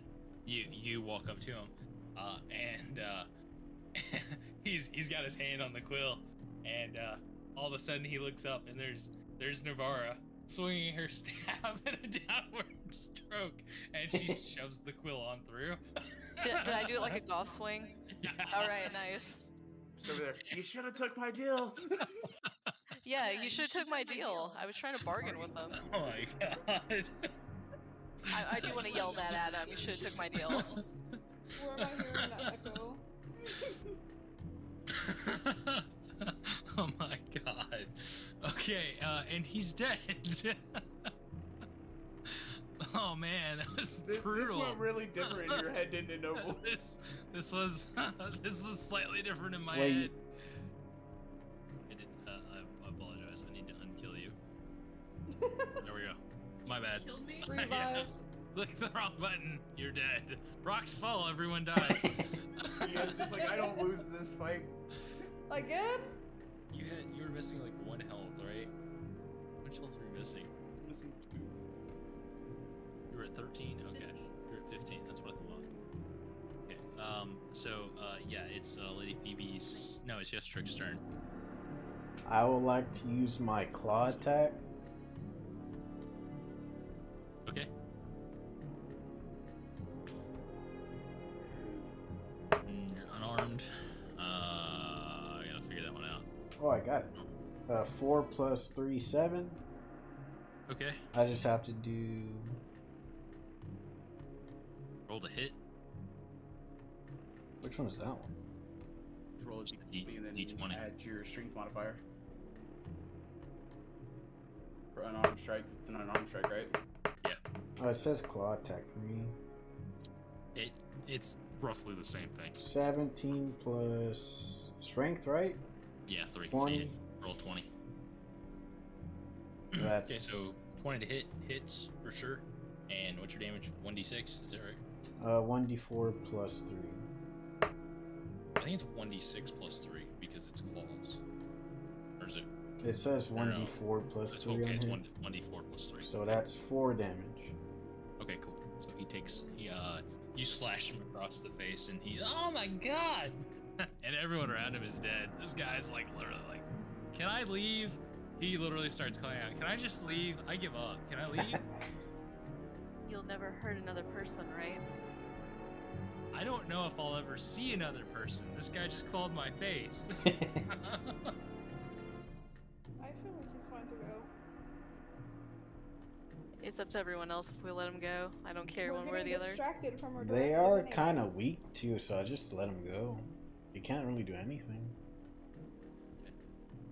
Anybody gonna stop him? He's at disadvantage. No. Read the Art of War. Anybody? I'm Let's expecting kill the Leonellis guy. to still go up there and hit him. Are you looking to kill him, Lady Phoebe? Yes. Okay, back turn. What are you gonna do to him? I like to use my dragon breath on him. My poison breath. You can't use that until you've had a long rest. Well, fine. It's been a minute. How long? A long rest. It's like When we it's a sleep. function in the game. Oh, okay. A long rest. Okay. Yep. It's like So- 8 hours of sleep. 8 hours of sleep. That's way too much. Right. Who sleeps that long? I like to use Hellstone. a dagger on him. Okay, so you just want to walk up behind him and try to dagger him in the back. Yes. Okay. You kill him. He's dead. Anywhere. Congratulations. Yay. Lord. Now we don't have to worry about him anymore. Nope, you don't have to worry about him. Congratulations. After worry that, about it I'll anyway. pickpocket everyone. Pickpocket everybody. Okay. You can loot him. Sure. I'm looting the bandit captain first. All right, so Zolkin wears a gold ring worth 25 gold, emblazoned with a symbol similar to the one you found earlier. The falcon, or like it's like a bird of prey of some kind. The symbol that Navarra found earlier in the temple on the holy symbol. He wears a ring bearing the symbol. Okay. And he also has a pouch that has 4 platinum Rich. Well, I'm gonna take the ring. and 13 gold. Well, I mean, Leonellis is the one over there looting the body, so you wouldn't even know this until you got closer. Oh, shit. You moving closer? I was standing right there and daggered him, remember? No, that was the bandit up at the top. Oh, my bad. Yeah, that was the last guy. The last bandit. Yeah, He was no, the last one. No, he murdered him pretty handedly. Leonellis took Oh, care got of him. it. Yeah. My bad. He also has a pouch that holds, like I said, 4 platinum, 13 gold. There's a sack of 5 gemstones. And a potion of invulnerability. Each of the rest of the mercenaries has a pouch that holds. Bear with me a moment.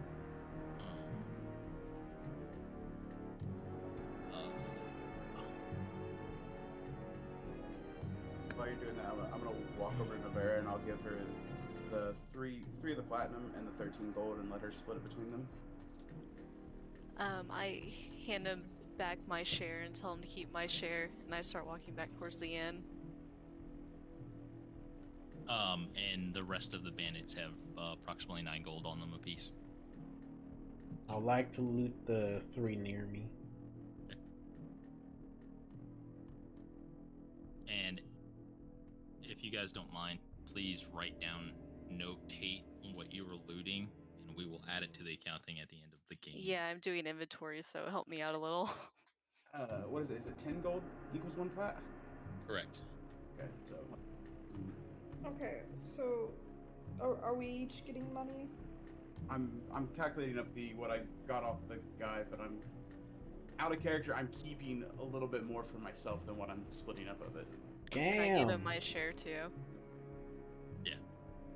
So, Lauren's gonna split about 2 plat between you guys, so you each get an extra 5 gold plus whatever you guys loot off the ground, which was 9 gold on each bandit. So, just say it roughly.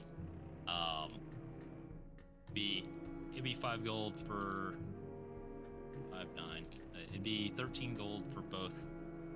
I'm gonna make this simple: 13 gold for both Phoebe and Jane, and it would be 27 gold for Leonellis, I only took the money off of the main guy, so I didn't take any of the bandit gold. Yeah.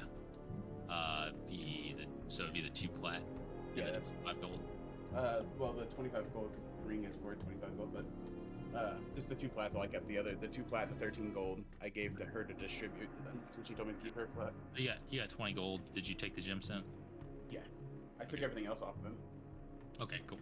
So you have meta here. No one else knows. He has a potion of invulnerability and 5 gemstones. Yep. That's it. And Yestrix has 32 gold. 3 plat. Got it. Okay, cool. All right. And you guys can do what you want at this point. It's like we're an hour over what we had planned. Yeah. How's everyone doing? I assume some people might need to use a restroom or anything. I am starting to feel exhausted, unfortunately. No, that's totally cool. I get it.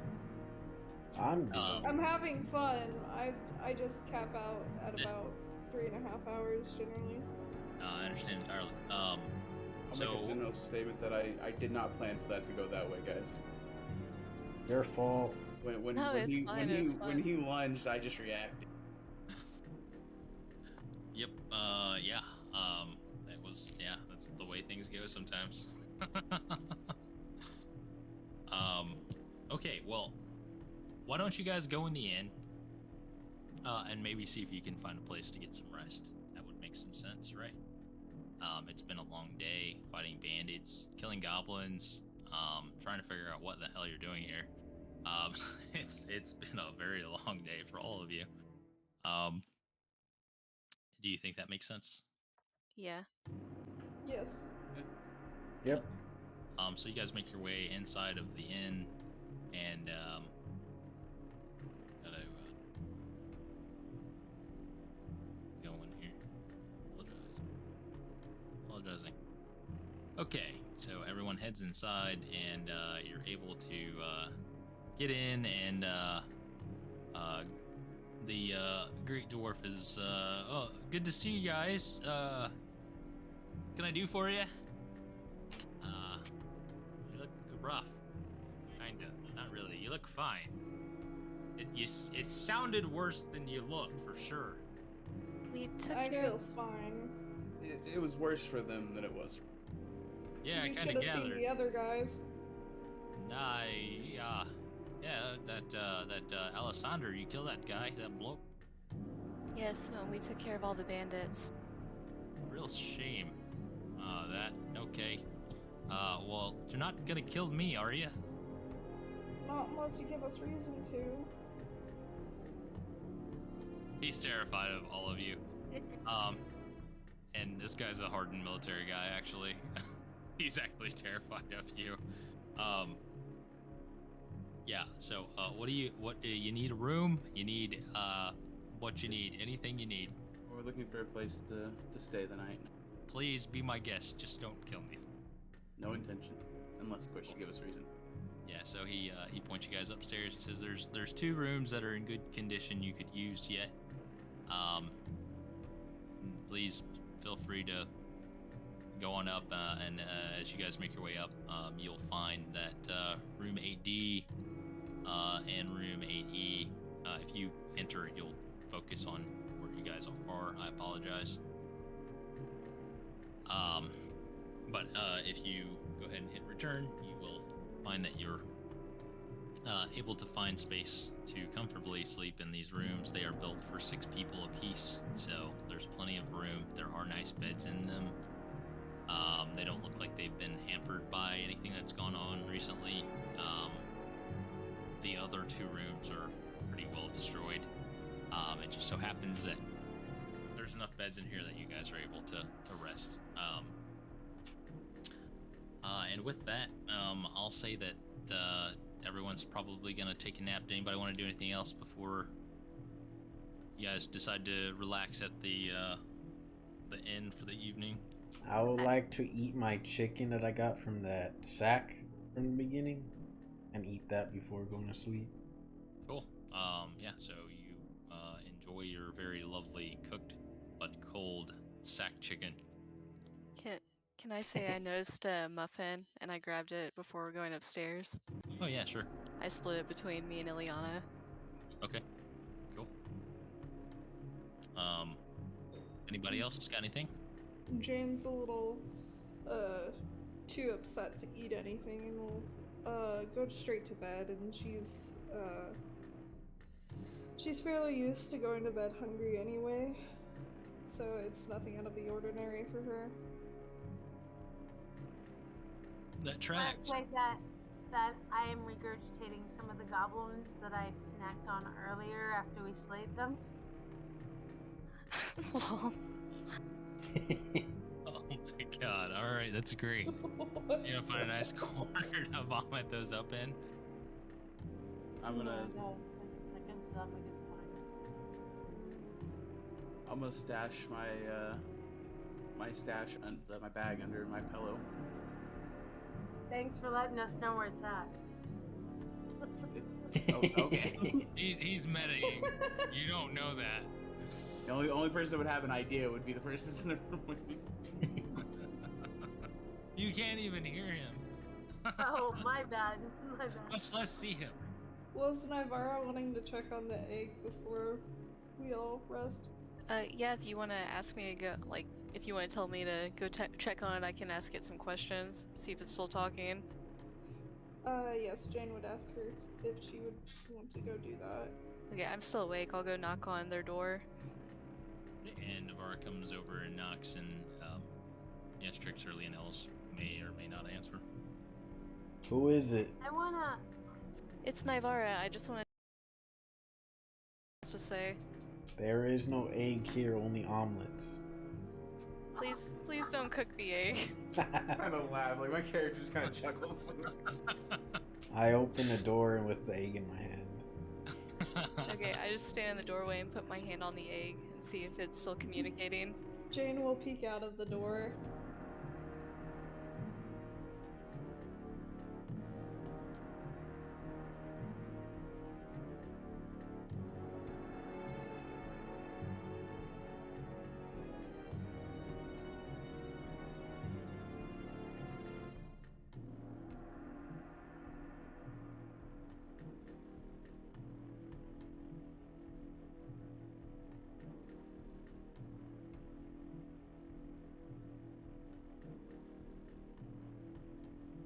All right. Okay, well, it didn't have much to say, but it says it's okay. And I say it loud enough where I guess Jane can probably hear what's going on. So, since we're in a town of unrest and there's no guarantee that that was the only threat, shouldn't one of us stay awake for a bit, stand guard in the hall, or? Jane can, since she's used to sort of being up at odd hours. Ileana doesn't feel like sleeping if you don't mind if she keeps you company. Just meta here for a sec. Leonellis and Navarre are both elves of a type that only need 4 hours of rest at all, and even their rest state is not a state where they're fully incapacitated. It's more like a trance. So they have some level of consciousness they're able to return to as necessary. They would be able to probably take care of that. Yeah, I can just sit in the room, and if you guys want to sleep, I'll keep an eye out for things. So, are we all in the same room? I thought we were in separate rooms. We're in separate rooms, but there's But two elves. yeah, I think we got this covered between the two of Got it. us. Got it. Understood. So One plus elf we in one got room, one elf in the Ileana. Yeah. Plus we got the cat. Okay. Then I'm going to bed. Night. And then I'm head to sleep in the corner with the egg. All right, you got the egg. You're going to the corner to sleep with the egg. Even though we've fought together and traveled together, I'm gonna keep on edge, even in the same room with him, like while resting, more alert than normal. That makes total sense. Is this a window that I'm by? Yes. Could I see if it is the kind that opens? It does not. Okay. See if it's the kind that breaks. No! It doesn't not break. Maybe we Alright, shouldn't I will. vandalize this guy's property more than it already is. I don't think he cares. He's terrified was of you people. I don't want him to be scared. He's terrified. I don't care. I mean, he either did way. just watch us slaughter 7 people right outside. So. That he has no idea why you slaughtered or any of the above. Oh, it's the right thing to do. If they're not for you, they're against you. They wouldn't help us rescue the people. To each their own.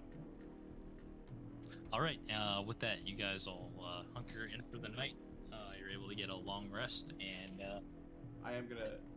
I think that's One quick thing to Yestrix before. Yeah. We need to be alert of snake.